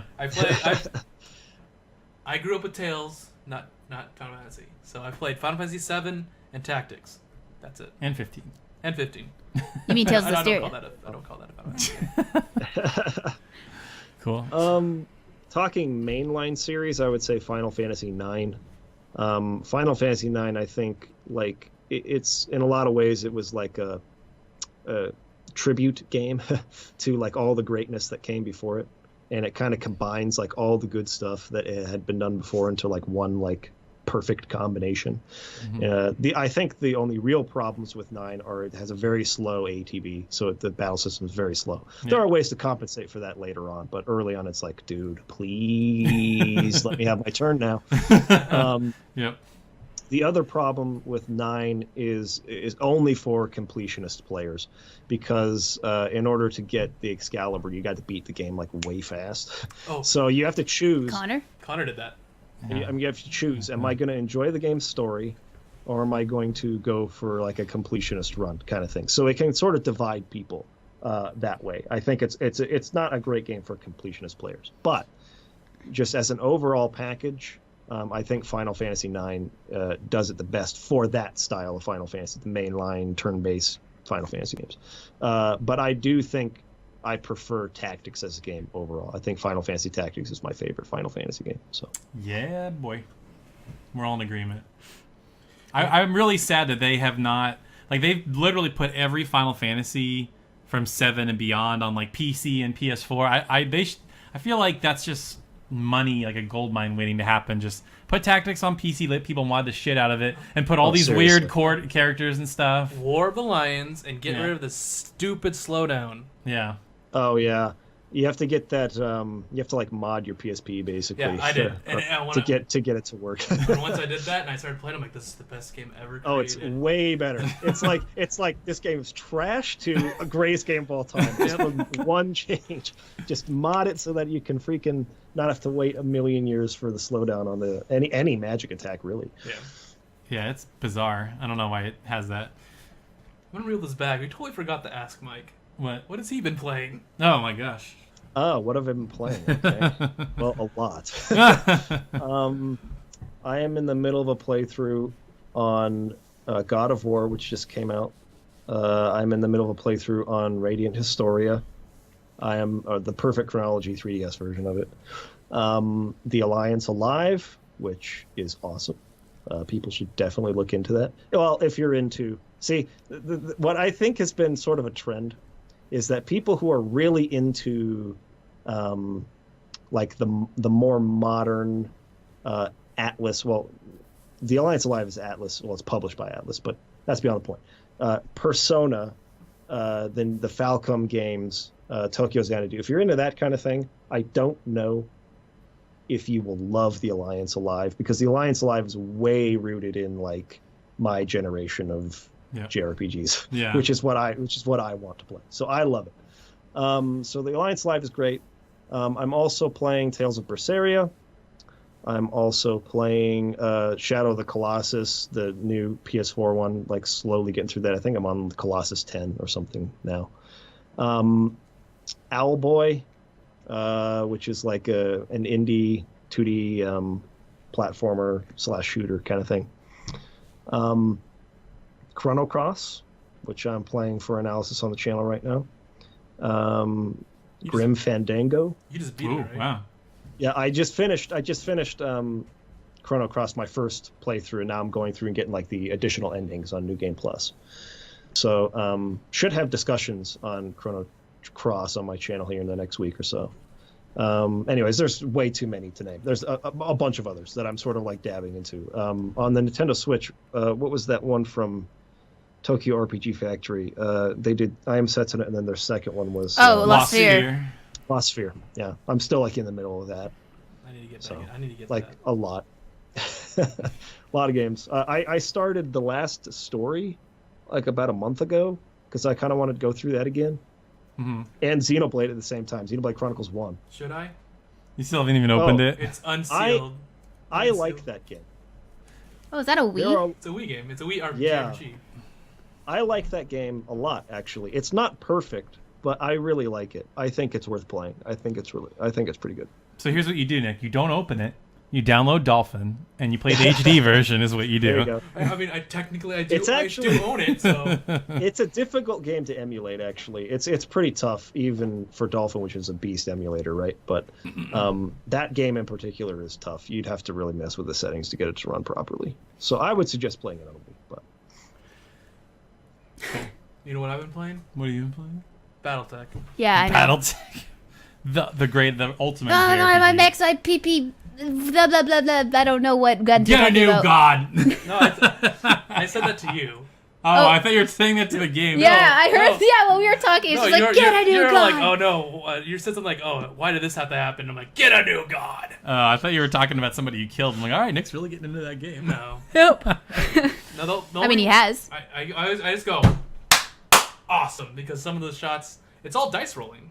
And if you get an awesome shot, it's just very simple. I dice roll with human beings. IRL, Nick. IRL dice roll. We could also IRL dice roll BattleTech as well. If We you really did want when to. we were like 8 years old, and your dad was playing with us, and he would destroy me and Brian, and it was, yeah.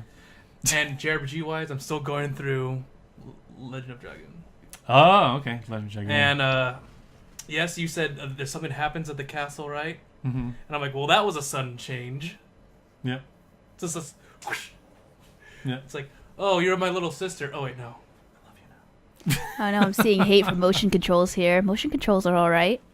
Where? You don't have to play the last story with motion controls. You can play it with the Pro controller or whatever it is. That's true, but I would probably play with the motion controls because You don't go. I don't know if you do that. I don't remember. There's not like any slicing or anything like that. No I think there is Twilight some Princess. Actually, now that I think about it, you don't even aim, because there are some of the characters that have like guns or arrow, bow guns and stuff. You don't even aim. There's very little motion controls in that game. Almost none. Whatever. I like the Wiimote. I played Mario Kart with the motion controls, and I kicked his butt. Yeah, it's really weird. I really enjoyed motion controls in the Metroid Prime games. I really enjoyed it in Zelda, both of them, but especially in Skyward Sword. I thought it was really well done in Skyward Sword. Did you play Mario Galaxy? Yes, I loved them. Loved them both. Yes. They were great. I'm gonna do a streaming run of that after Tokyo Xanadu. Nice. And then after your Nightmare Helm run, then after your Platinum run. There's a lot I need to do. So next year. I'm not playing new video games anytime soon. So what we're going to do is we're going to get our Monster Hunter. We're going to put it in a box, and we're going to bury it somewhere. No. And she's never going to find it. No. And then we'll open it up after a while. No. All right. So let's go back to questions again. Spaghetti asked, what JRPG had the biggest impact on your life? Maddie, that's so tough. Oh, it's easy. I have no idea. What could possibly be the answer? I don't know. It's not like there's Should charms hanging all over the place. It's not like she's it's not Persona 5. It's Persona 4. Yeah, that's what I knew. It was Persona 5. I was gonna say, which Liar. JRPG made you cry? Oh wait, both. all of them. All of them. One made me scream a lot more. The Persona series, I played 4, watched the anime, played 5, watching the anime. I've watched the movies of 3. I could not play 3 because I was on the PSP, and apparently that's the better version, and yes, you can control your characters, but I hated being a little dot on the screen and no anime cutscenes, so I stopped playing through 3, but I know exactly what happens. Persona 4 affected me a lot because, one, I played it while I was in high school. I focused a lot. I focused a lot more on my fake high school life than my real high school life. Yeah. I was very much eating lunch in the quad. Granted, this was only like 2 years ago. 3. PS4, my PS Vita in the corner, playing that game. It was great. I related to a lot, especially where it was just like, theme is truth. I hated it. Jumping into TVs. Jumping into TV. Yeah. Well, I hated talking to people. I hated telling anyone that I liked playing video games or making movies or being a nerd in general. Didn't know. So 4 is like, just embrace it. If people don't like you for who you are, that's their problem. And I was like, you know what, you're right. And Persona 4 changed the way I think, which is why it really affected me. Nice. And then Persona 5 is just the best game ever, and I love it so much. And oh my god, okay, there we go. Okay. When she's dressed like Joker right now. I don't know if people can tell, but I am dressed like Joker right now. Just don't have the mask. I don't have the mask. It's in my room. Yeah. Taylor, if you say FF7, I'm going to hit you. I mean, that's probably the answer. So what was the question? Biggest impact on my life? I mean, it had to be because it set the tone for everything that came after. I mean, there are like landmark games. I mean, obviously 7 is the first one because it changed how I thought of games. Like before it was like, I mean, my gaming regimen before that was like Madden. Like I would play like the new Madden every year, Tony Hawk, wrestling games. And then Josh comes along and is like, hey, you should play this game. I'm like, this looks retarded. Like you have cube hands. What is this? This looks so dumb. Cube hands. And I didn't think I could get into it. But then I'm like, oh my God, you can name your characters. And it's like you're a part of this bigger story. You're playing through a story. I'm gonna name all the characters people from my class. Yeah, that's what I did. Yeah. Yep.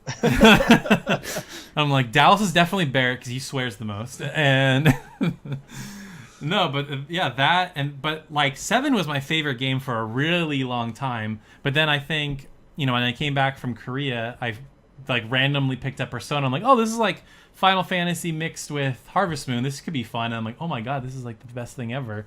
So for a game to dethrone 7 after so long, like over 10 years, like 4 has to be. This isn't even gold. This is 4. This is like PS2. This is non-Aaron Fitzgerald GA. Aaron Fitzgerald GA. This is. I remember I watched a review on Game Trailers back when it was Game Trailers, and I think they gave it like a 9.6 or something crazy. I'm like, wow, okay, I got to pick this up. Gotta play that. So 7 or Persona, and then for you, was it? Is it Tales of Destiny? Okay, good. Moving on. Tales of Destiny. See, when you guys were all growing up with FF7, I grew up with Tales of Destiny. Well, it's because of you, actually. You gave it to Brian, our old eldest brother, and then he got the ring of the channeling ring. The ring of 2 players. The channeling ring, and then I played the game with my brother. Oh. And then I played it myself. Okay. It was great. I mean, I watched you play your turn-based JRPG, and I'm like, hey, look at this. I'm live action doing moves like a fighting game. Mm-hmm. Bring it on. No, I really like the story. I like the story, and then I like the Super Nintendo-ness of it because it's like sprites. Yeah, right. Polygon. Yeah. Mm-hmm. Yeah, that set me off on my journey of JRPGs. Because after that, it was Grandia. Because you got him for that the next. That's right. Yeah, Brian Grandia. Yeah. I find it very amusing that yours is like the first JRPG you ever played, whereas I think I played Tales of Hearts first. It's my first JRPG. Well, because you played these when you're like end of your teenage years. I started playing at either 15 or 16. End of your teenage years. Well, I'm at the end of my teenage years right now. End of your high school. That's what I meant. I played Persona 4 junior year. So I hated high school, but I played Persona 4 during it. It was amazing. Oh my god. Yeah. So I played. The cool thing about Tales of Destiny is that all my friends, Travis and Connor, played it as well at the same time. Oh, that's cool. Okay. And we just always talked about it. And Connor would be like, "Dude, so I got this move where you like turn into like a giant phoenix and you fly across the screen." We're like, "No, you don't. That's not real." And we all went to his house and he showed it to us. And we're like, "How'd you do that?" I'll show you. Yeah, exactly. Just let me bring out the PSM. Oh, PSM. PSM. Yeah. Yeah, good. That's the good times. It's a big group of people playing one JRPG. All the same game. Yeah, that's fun. Yeah. What about you, Mike? Mike, yeah. It's really hard to pick one because I would say FF7. I had a similar experience where I didn't realize or didn't know games could tell these kinds of stories that make you care about characters and stuff. That was the first time where I ever played a game and I felt like I was participating in one of the greatest stories I had ever seen up to that time. And so it was like, oh man, games are awesome. I got to get more games like this, right? So that sort of like started me on my love for the genre in general. But I think that Chrono Trigger, when I played that, impacted me a little bit more because it came at a time where I was feeling really doubtful about what I should do with like career choices. I was living with my grandparents at the time, and because I couldn't find work here in Utah where I lived, it was during like right when the recession hit really, really bad, and I couldn't find work. I was applying to like 50, 60, 70 places, and like no one was hiring. It was really hard for me to find work, so I went because a buddy of mine was going to hook me up with a job in Denver. So I moved out there. I was living with my grandparents. They were telling me, because I wanted to do filmmaking or game design or, you know, something in the creative arts. And they were like, no, you should go into business. You should do this or that or whatever. And so they were trying to get me to take the SAT over again and get into a better school. And I was like, I'm not interested in that, but like, should I do that or whatever?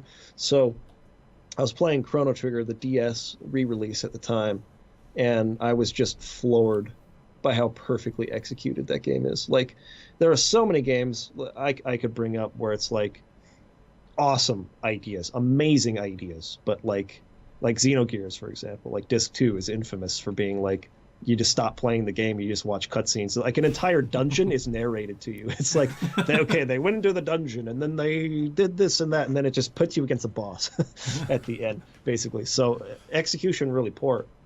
And Chrono Trigger, while not having the loftiest like ambitions in terms of its storytelling or whatever, just absolutely nails it like perfectly. And it's just like one of the most impressive pieces of art I've ever had the pleasure of experiencing. And I just knew, like, I want to inspire people the way that this game has inspired me. Like, I want to create something that makes someone else feel the drive to create and inspire someone else. And that's when I made my decision about, you know, what I was going to do with my career, and I was going to get into writing and into filmmaking and directing and that sort of thing. So that one probably had the biggest impact on me, Chrono Trigger. Sweet. Just a total aside, is the YouTube channel, is that all your guys' like full-time thing now? No. So I work doing video production for a company called, well, it's an umbrella of companies, but one of them is Game Tyrant. I don't know if you guys had heard of this. There was a big. Do you guys get into like the fighting game scene at all, like tournaments and that big sort time. of stuff? Yeah, we watch Evo. Okay. Yeah. Okay, so did you hear about GTX last year, which is big Smash event in Salt Lake City? Yeah. It was one of the top tier events of the year. Mm-hmm. I forget what they call them, an S tier, which is like the highest ones. Really huge prize pools. We did it at the Vivint Arena, which is where the Utah Jazz play basketball. So I was part of the team that created the marketing material and sort of like did commercials and stuff to sort of promote that and get a following for it. So I do video production for a living as a full-time job, and then I do the YouTube channel on the side. But I also do a lot of writing. Like, I've been writing a novel now for the last 16 years almost. I've been working on it a long time, and it's getting to the point now where within the next year or so it'll be finished. So anyways, yeah. Cool. From Kimpy, what is your dream game adaptation? Could be anime, movies, etc. To adapt from a game to a movie, or the other way around? I think so. Just turn anything into a game. I think he's saying you could pull. What is your dream game adaptation? Yeah, so a game gets adapted to a movie or a show. Into a film. That's easy for me. BattleTech. BattleTech into like a series, like or MechWarrior or something. That'd be like a really great like Netflix type thing. Just like a HBO series. It is Game of Wars. Game of War. Is it Game of Thrones? Game of Thrones in space. Game of War. Game of War is that mobile thing. Yeah. That's pretty much what it is.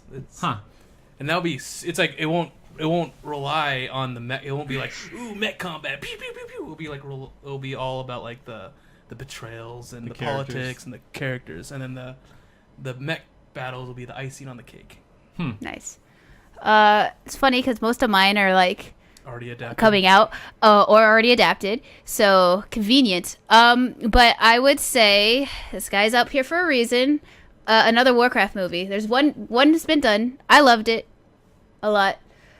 You kind of need to. You need to know the lore, unfortunately, but it's really good for what they had. And I'd like to see actually the Rise of Arthas, the Lich King, as a movie, because that's like a story that's already written like perfectly. You can make that a movie. Warcraft 3 perfectly into a movie. It'd be good. So I'd love to see if they actually would do that one day. And I think that would probably be the most successful, because if I remember in my WoW lore right, I feel like it peaked with Wrath of the Lich King. That's when I stopped playing. So I think that would probably get the most people to go watch it. Because a lot of people don't. I'm like, who are all these orcs? And I don't care for the movie. That was Warcraft. They're showing off. It's like, this is Thrall. So, I know they were like, this is Thrall. I'm like, way please, deep. I'm like, please I don't. played World of Warcraft for like a long time, and I'm like, I have no idea who any of these characters are. Because that's Warcraft 1. I don't think you ever played Warcraft 1. No. And even the lore, they changed the lore for the movie. Anyway, yeah. Do you? I think Mike can go before me. I'm still thinking. It's tough because, like, I come from a filmmaking background, and video games are very, very difficult to adapt into films. I think that for the most part, especially RPGs, it would be much better suited as a series on Netflix or HBO or something like that, which is happening with The Witcher, which is probably number one, because the lore and the world building that is done in the novels is so rich and so well done. I would love to see that done in a series like on Netflix, which is happening. So I can't wait to see that. But if we're talking about adapting to film, I think the only RPG I've ever played that would work as a film is Vagrant Story. Vagrant's story is so cinematic already, and just like the opening. If I don't know if any of you have played Vagrant Story, tiny bit, yeah. The very opening is like watching a movie, and it's so intense, and it just like moves and is paced. The beats are so perfect. Like I could see that, because it's a pretty short game too. That's the other sort of like qualifier for whether it can be made into a film. Is I think you can beat the game in like 12 hours, and I think the cinematics make up about 3. So with the few cuts in there from like the storytelling in the cutscenes, and inject some good action sequences, Vagrant Story could make an excellent film. So that's probably the one that I would pick in addendum to The Witcher. So I'll say one TV series and then one movie. The TV series, go with me on this for a second, would be Nier Automata, because there are so many weird twists in that game that would make for really great end of the episode cliffhangers, or like end of a season cliffhangers. Like I just feel like, and there's enough combat and it's really weird. I don't know. I think that could be a good show. But then for a movie, I just would love to see the spectacle of Horizon, just like giant robots. How do they? I mean, I love the popcorn trash Transformers, the first couple at least. You love popcorn trash.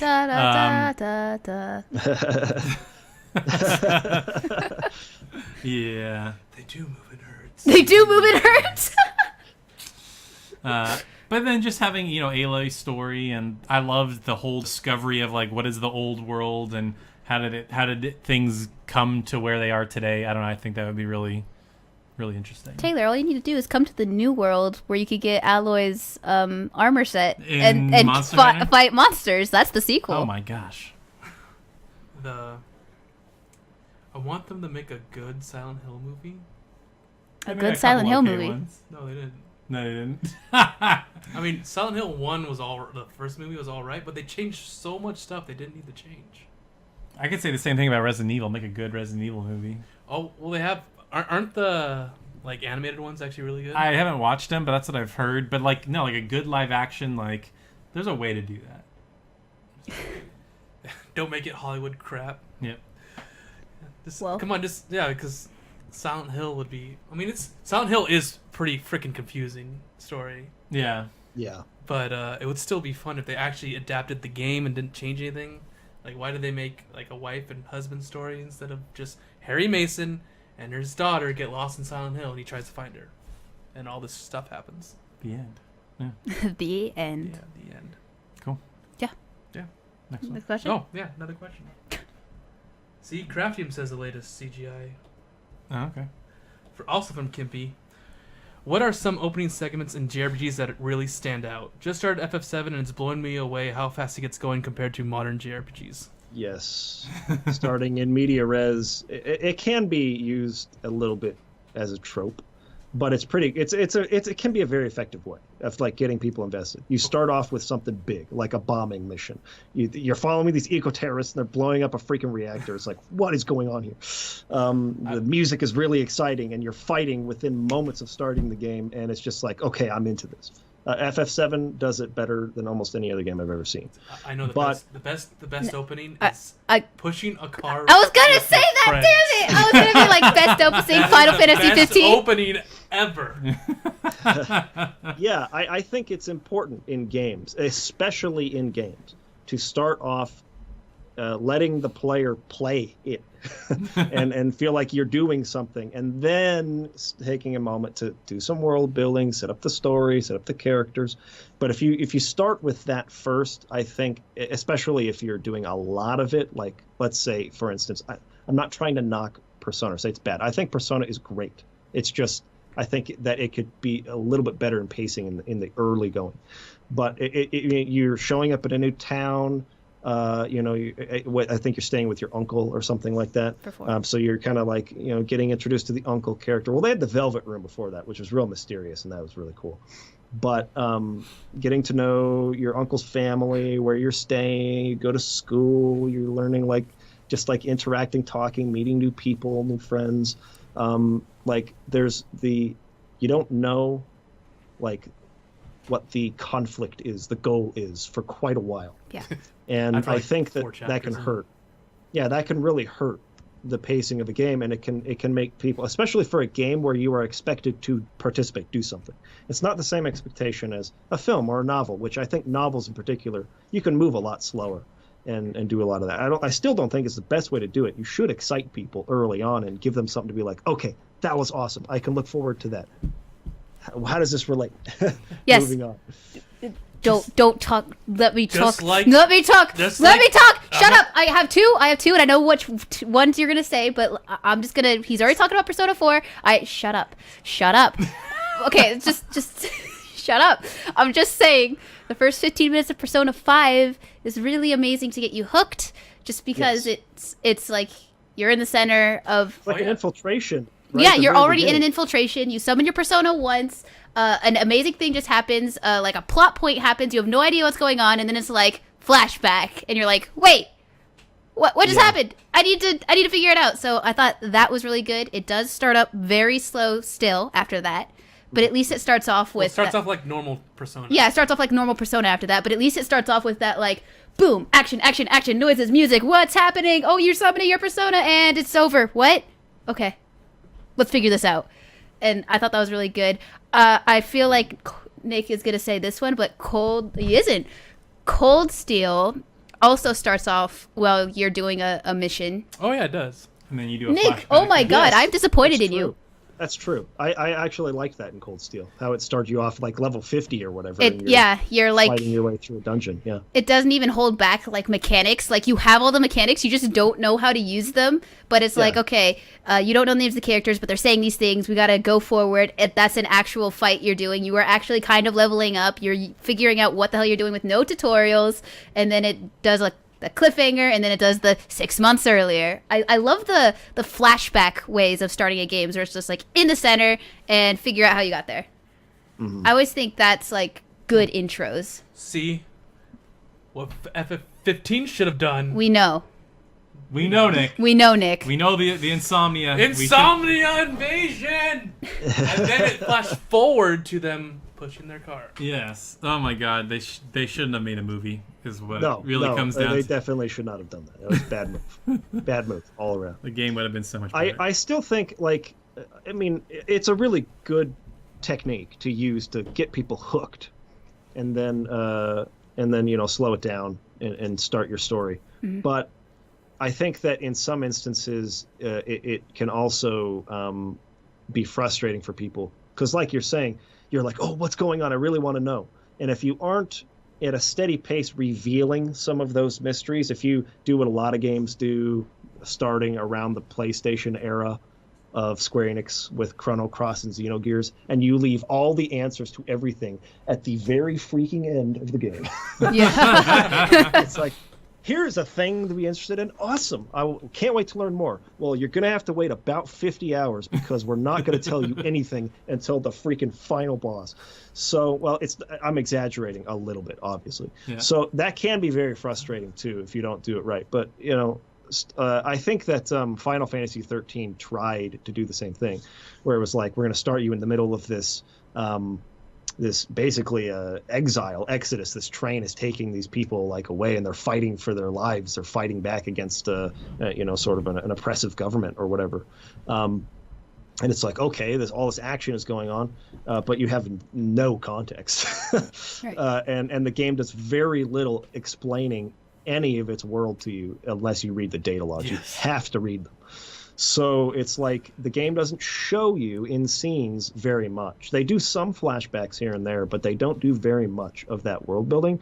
And so to me, I felt very frustrated by the way that game's story worked. While it was like an exciting action sequence at the beginning, it was like, I don't know why any of this is important. I don't know. You're throwing this terminology at me that I don't know.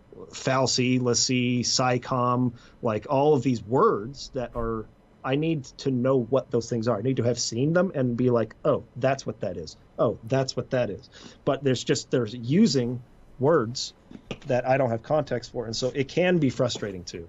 It's all a matter of execution. But I've gotten so far away from the actual question. Which game has the best openings, good intros? Yeah. I think Final Fantasy VII has the best of any of I've ever played. I just think it's so effective. What they need to do is they need to bring back the opening in your peaceful village. You go out, get some, 3 mushrooms to get for dinner. So Berseria. And then you come back, and then your hometown's on fire. So Berseria. Burn hometown. Well, most Tales games, right? I mean, Tales of Fantasia was the same way. Well, Symphonia. That was during Fantasia. Was like during that era. Of course, yeah, it's gonna do that. every game did that in the Super Nintendo age. But. Yeah. No callback. But yeah, mine's Persona 5 and Cold Steel. Yeah, Berseria does do that. Berseria does that. Like every Uncharted game does that. Not that those are JRPGs, but I think every one but 3. I can't remember how 3 opens, but 2 you're hanging off the train, 4 you're on the boat. Oh, the flashbacks? Yeah, like Okay. every single one is a flashback. I thought it was like, wait, Drake has his hometown destroyed? Yeah, no. Do you have an intro you like, Taylor? I was gonna say 7, obviously. Tactics kind of does that, but it's not quite as exciting. It's weird because it like shows you Delita, and then he's like your friend right away. I'm like, well, how do we get to the point where he's like stealing or he's kidnapping a princess or whatever? We'll find out at the end of chapter 1. Pretty much. Yeah. I was more like, ooh, I can't wait to get the Stadius sword and Nightblade. Oh wait, you can't get those characters. Yeah. Man, there's got to be a good one out there that I can't think of right now. Jade Cocoon. Jade Cocoon, no. That game is a pretty slow opening. I just was playing that the other week with a patron of mine. Oh, nice. They'll suggest a game for a week. I'll play it with them. Oh, cool. And he picked Jade Cocoon, so I just played that a while ago. Jade Cocoon's cool. I still need to play 2. Sean's Jade Cocoons 2. Yes, you do. You know what? Like, this is going to sound really cheesy, but you know what? I feel like what games always have really good openings are Pokemon, because you're like, I'm going to start my Pokemon adventure, and it starts off with you getting to make a choice. Which monster do I want to pick? And it's like the beginning of your adventure. And I don't know. Like, I'm thinking about like Pokemon X, where it's like all you and your buddies are going to like go be Pokemon trainers, and you all go together to pick your Pokemon, and then you constantly are meeting up through your adventure. I thought that one, I didn't like Sun and Moon as much, but then Pokemon Red and Blue are really effective because you keep running into Gary, and he's an asshole, and he's like, "Oh, smell you later," and so like that, setting him up as an asshole like at the very beginning, and you always run into him. You're like, "Oh, that bastard! I'm gonna get him." He never has any redeeming I think it's a good qualities. example. Yeah. What were you gonna say? Gary has no redeeming qualities about him. He's just an asshole. Yeah. He's like, oh, he's your childhood friend. I'm like, really? Why are you being such a jerk? Yeah. Then? Piece of shit. Smell you later. Yeah, I'm trying to look. I can't think of anything else off the top of my head, but that's Shadow Hearts Covenant 2? There was a second one? I know there's Shadow Hearts Covenant. Mm-hmm. I'm sorry, I'm just poking fun at Kurt. Oh, okay. Yeah. Mm-hmm. Starting off on a ship that crash lands and then you lose your memory. Okay. I don't know what that is, but sounds like a lot of games. Best intro. Oh, yeah, Xenogears is like that, yeah. Burn Hometown and Amnesia. That's a twofer. A ship crashes, Amnesia, and Hometown being burned. All 3 get them. And then there's a magical little girl that turns out to be a god. I don't know about Xenogears, but that's also a lot of games. That's just a trope. Yeah. Save the tropes. Yep. All right, so I think it's the last one. Last one from minor. Meaning life. How do you know when it's time to give up on finishing a game? For example, hitting a wall with a boss you can't defeat, or not caring about the story anymore. This is funny that's because a I feel like this is great- a really good question for Taylor. Yeah. But for me personally, I have to complete. I have to complete it. Games never beat me. I beat them every time. There's one game that beat me, and that was Grandia Extreme, because that was just like, oh my god. Nope. Because There's 2. extremely It bad. was just really bad. No, there's 2. There's 2. What? You didn't beat the final boss of Tales of Grace's F.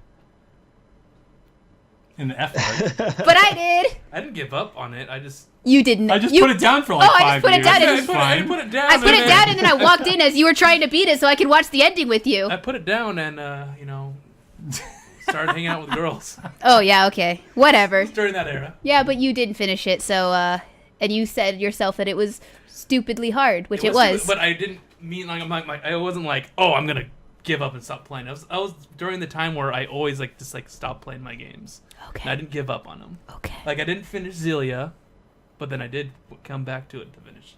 I need to replay that. I need to play Xillia 2. I need to beat Tarts. It's all from the same era. You haven't finished Hearts. No. I've beat Hearts before you. Yes, you did.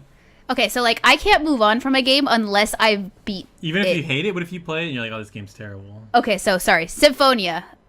I'm sorry I just said that out loud, but yes, I tried to play Symphonia and I just could not like it. Wow. Okay. I didn't know you played that. I played 4 hours and I was just because I corrupted her, and she doesn't like the Abyss system. She got corrupted. I don't like the Abyss, so I played Abyss, then Graces, then Zesty. Zesty was my favorite. Graces was really close, but Zesty was my favorite battle system, and Abyss was my least favorite. And then I go to Symphonia. I was like, okay, let me prove Nick wrong. Like, this should be a good game, right?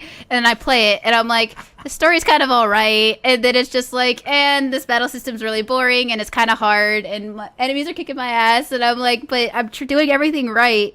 And I dodge, but it doesn't dodge right, and so I get hit. I'm like, and then I have no money to upgrade anything, so I'm like, what is this game? Old classic tales. Yeah, I did not like the battle system, and so I was just like, nope, I'm done. Sorry. The only reason I don't like it is because it's just Fantasia all over again.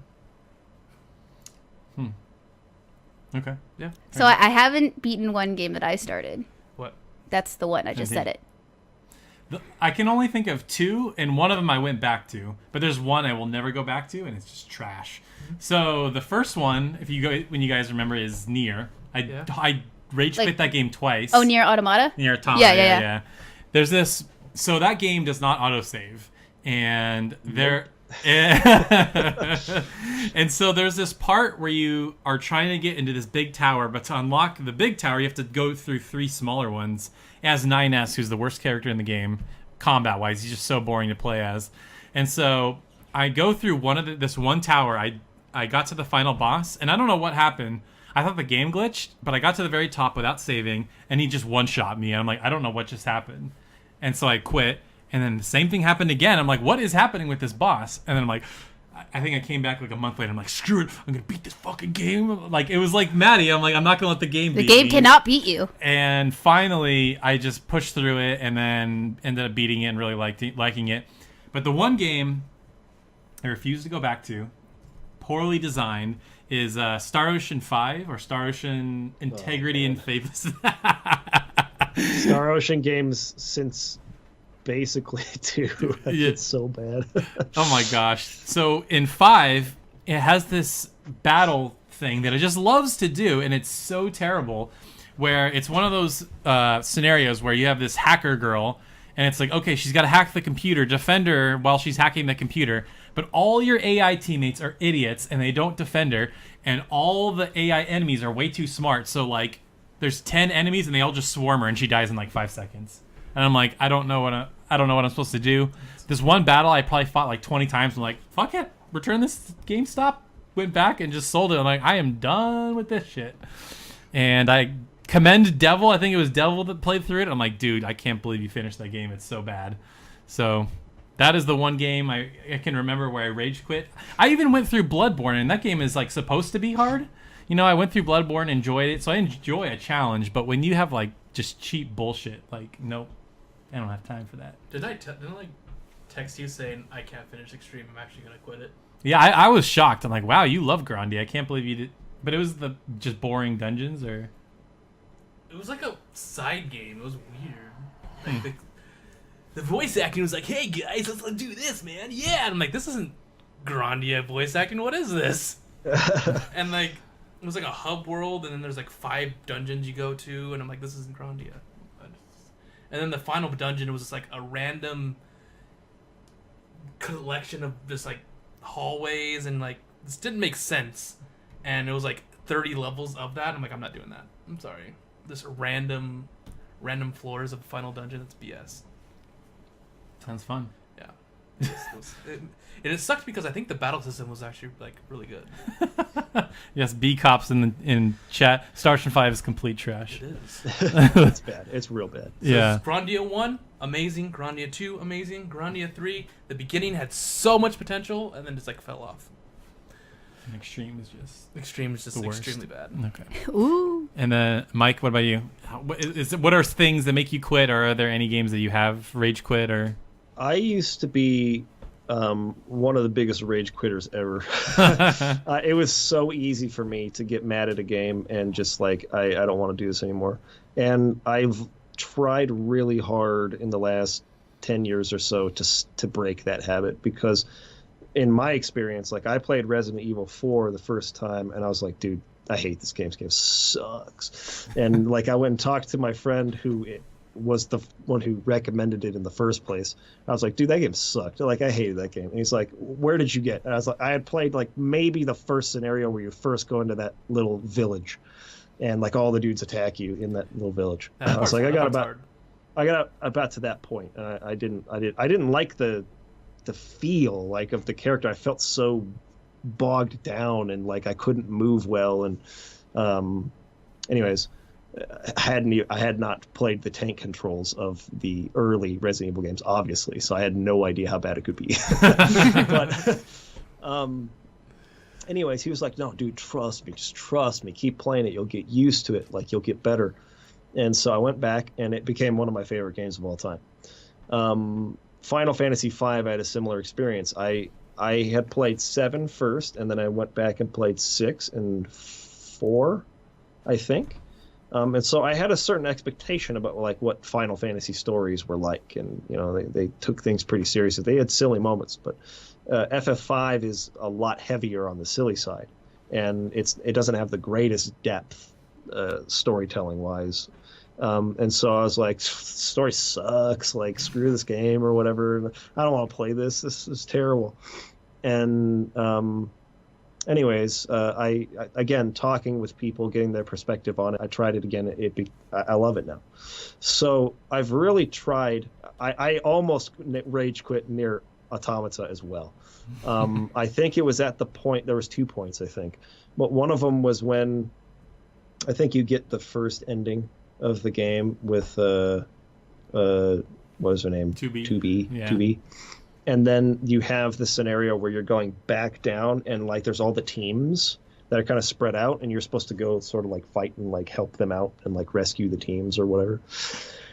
I felt like there was such a big jump, a spike in difficulty right there, because I hadn't done all the side quests and all the stuff you could have done in Act 1 or Scenario 1 or whatever. So I was a little behind level-wise, and there was this big spike in difficulty, and so I was trying to fight it, but I was getting nearly one-shot by a lot of the enemies and stuff like that, and I was just like, dude, hate this game. And I stopped playing it for a few days, but then I came back to it, and I ended up finishing it, and still not my favorite game ever, but there's a lot of it that I really appreciated. So for me, it doesn't take much to frustrate me, but I try really hard recently to hang in there and like just get better, just get good. Right? Gotta get good. But I think the one thing that will turn me away, and not I won't come back to it, is if the story is slow. If the story is slow, if there's just like needless amounts of dialogue, if there's not good pacing, if there's a lot of waifu otaku stuff in it. And again, I'm not trying to say if anyone out there's into it that you're wrong. I'm really not. It's just it really grates me because I feel that it's cheap. It's not there for a purpose. And I'm very utilitarian when it comes to storytelling. It's like I'm seeing and hearing, reading, whatever, a thing. What does this have to do with what's going on? What is this telling me about the person? What is this telling me about the world? What is it telling me about the plot? How is this driving me forward? Or is it just wasting my time? I would say that in like 99% of cases with that kind of thing, it is a total waste of time for a cheap laugh. It is just trying to inject humor because it feels like we should have humor now, or whatever reason they're putting in there because it sells, sex sells, whatever it is. I feel it's really cheap. And so it frustrates me because it's like, I want to know more about you as a person. I don't want to trivialize this character. I want to know what drives them, what motivates them, why are they interesting, what do they believe and think, and What kind of interesting philosophy can come from a character. So that will turn me off really, really, really quick as well. Because, again, the older we get, more responsibilities we get, the more work we do, the harder it is to find time to play 120 hours of a video game. Right. And so if I'm going to sit down to play a long RPG, please don't waste my time with stuff that is purposeless, is kind of my point of view on that. So, yep, I totally get that. So the only thing and it's amazing when there are long games that manage to hook you to the very end. Like my thing when I remember this so well when I beat Persona 4, it was like 70 hours long. I'm like, I wish there were 70 more hours. Like I just wanted the game. I didn't want the game to end. And then same with Persona 5 was I feel like the ending was a little slow, or it kind of dragged on a little too long. But same thing with 5. I was like, man, how did you hook me that long? But I totally know what you mean. There's a game, and I can't think of it, but there is a game where I remember very specifically, like, it takes you an hour, you're talking for an hour, but not saying anything. Like, if that makes sense. And nothing's been said. Yeah. but a lot's been said. Yeah. It's amazing how certain developers, whatever, manage to do that. And I'm like, that's impressive. It's like, I don't know. Like, I don't know if you know people like this. I actually watched a Star Trek episode recently. There's an episode where they go down. They're all dreading this event that they're going to, because there's a commander there who's just like a small talk. He just talks, and he talks and talks and talks and talks, but nothing's being said, and it's just like there's no substance to the conversation. He's just saying things. He's just talking at you, just for the sake of talking. And they got Data to do the same thing. And Data's trying to learn small talk, so he's trying to pick up on it. Right? It's hilarious. It's a really, really good episode for Data specifically, but in any case, I really struggle with dialogue in games that do that just say a lot of words, but really nothing has been said. Yeah. The only thing that frustrates me is playing fighting games online. I know. That's rough, man. That's a rough world. It's the only time where you will hear me yell. A lot. Mm-hmm. Constantly. All the time. Mm-hmm. And it's because I'm frustrated at myself. I'm not going to repeat what was said, but I remember that one time when Maddie was providing commentary, shall we say, and Nick got so mad. Pushed his buttons for once. Yeah. It's just like, and he was all like, leave my room. Yep, leave and your room. There was more than that. I know there was a lot more than that, and I'm censoring it for you. But, yeah. And then I was My like... games push my buttons. Yeah. I just don't know why. Oh, I know why. That's funny. It's like, I knew that was coming. I should have blocked it. I totally was. It didn't help you were fighting Taylor, and Taylor's playstyle pisses you off because it's button mashing. Yeah. Yes, that was... We were playing Marvel vs. Capcom Infinite, and you were playing... That was your first mistake. Yeah. And he was just... That was Gamora. You were Gamora, and you would jump up and shoot, jump up and shoot. Oh, the guns, jump yeah. Up and shoot. I'm like, stop it! But I would get you. It was just frustrating to play against. Mm-hmm. Well, I think that's it as far as questions. That is it of questions. We do have questions. Oh, that's going to be There's really no way. long. I don't think we could do this. It's just, I'm not going to do it. It's like, if you could magically create a well-made sequel to a series, what would you choose? I'm going to ask you that. Okay, so magically create a well-made sequel to a series? To a series. Just any game series? Any game series. Like, you want a sequel to a game, and it's not going to be a cash grab. It's actually going to be well-made. Oh, okay. I want something from Prince of Persia again. That's really great. Ooh. Yeah, some people the Prince of Persia trilogy on the GameCube and PlayStation 2 and Xbox. I loved those games, man. I loved them. And it sort of just transformed into Assassin's Creed. Basically. And I really want a Prince of Persia game that's excellent again. That's what I'd like to see. Make Prince of Persia excellent again? Yes. Make it good again. Make it good again. Xenosaga 4, Final Fantasy Tactics 3, or Advance 3, Vandal Hearts, Tales. There hasn't been a good one in decades. Smug Sponge. that was me. Tony Hawk Pro Skater 5. Was Tony Hawk Pro Skater 5 was so bad. Yeah. Was actually okay. They start talking about. Burst was a new Tales game. You're just saying Berseria is good. Yeah. Batman game. A good Batman game. Oh yeah, and someone said Arkham Asylum was good, or like Arkham Asylum, and he was like, I meant a good Batman game. Yeah. Harsh.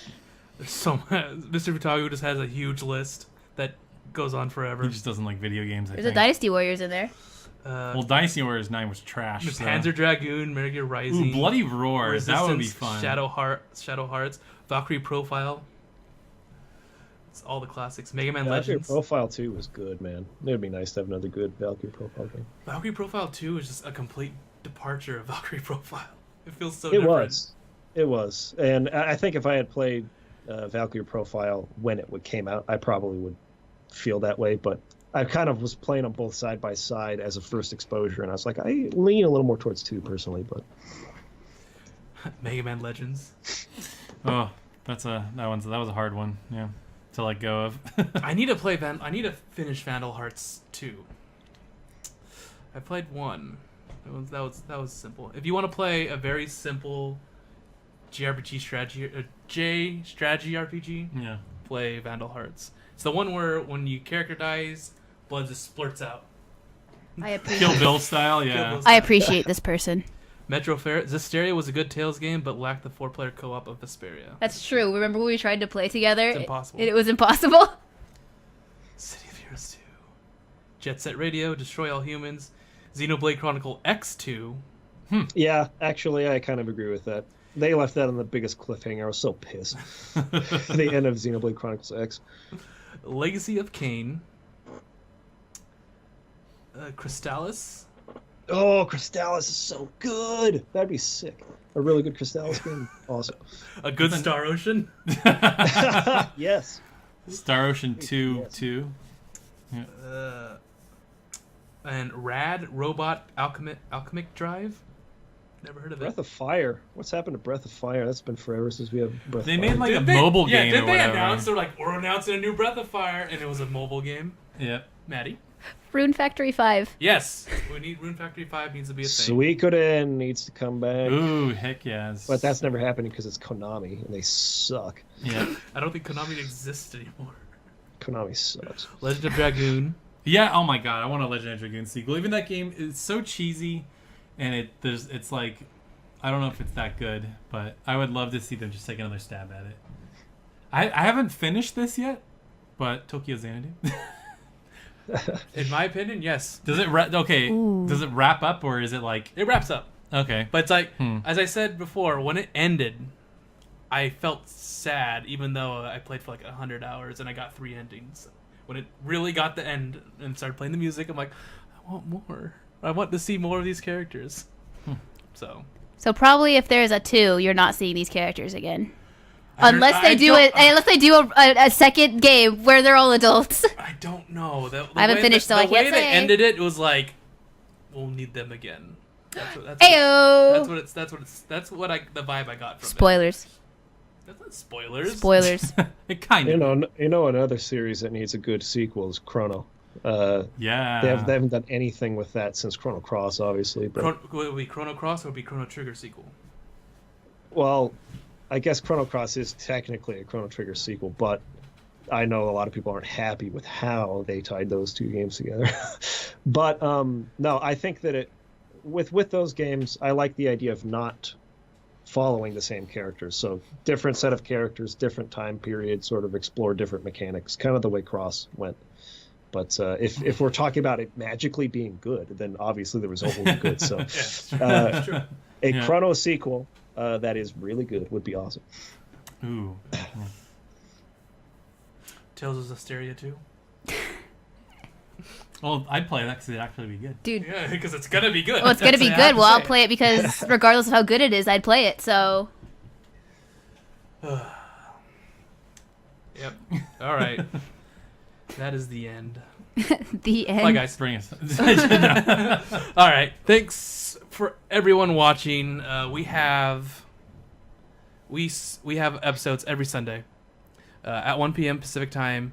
So if you like JRPGs and gaming talk, that's pretty much what this podcast is. JRPG centric. I know there's a lot of people who are new watching. Thank you, Mike, for joining us. It was awesome. Yeah, it's good talking to you guys. If you want to plug anything right now, like where to find you and everything like that, just go on YouTube, look up Dark Pixel Gaming, watch some videos, and if you freaking like them, then sweet. If you think I'm retarded, then you could always just tell me that in the comments. I get a lot of that, so that's good too. His stuff is really good. Yeah. So yeah, thank you for watching, and we'll be back next week at 1 p.m. on Sunday. But sorry, this is totally awful. We do release this, if you've missed most of it, on iTunes and YouTube on Tuesdays. So check it out there. See ya. Bye, everyone. Okay, now I need to... You need to turn the screen back on? Screen back on.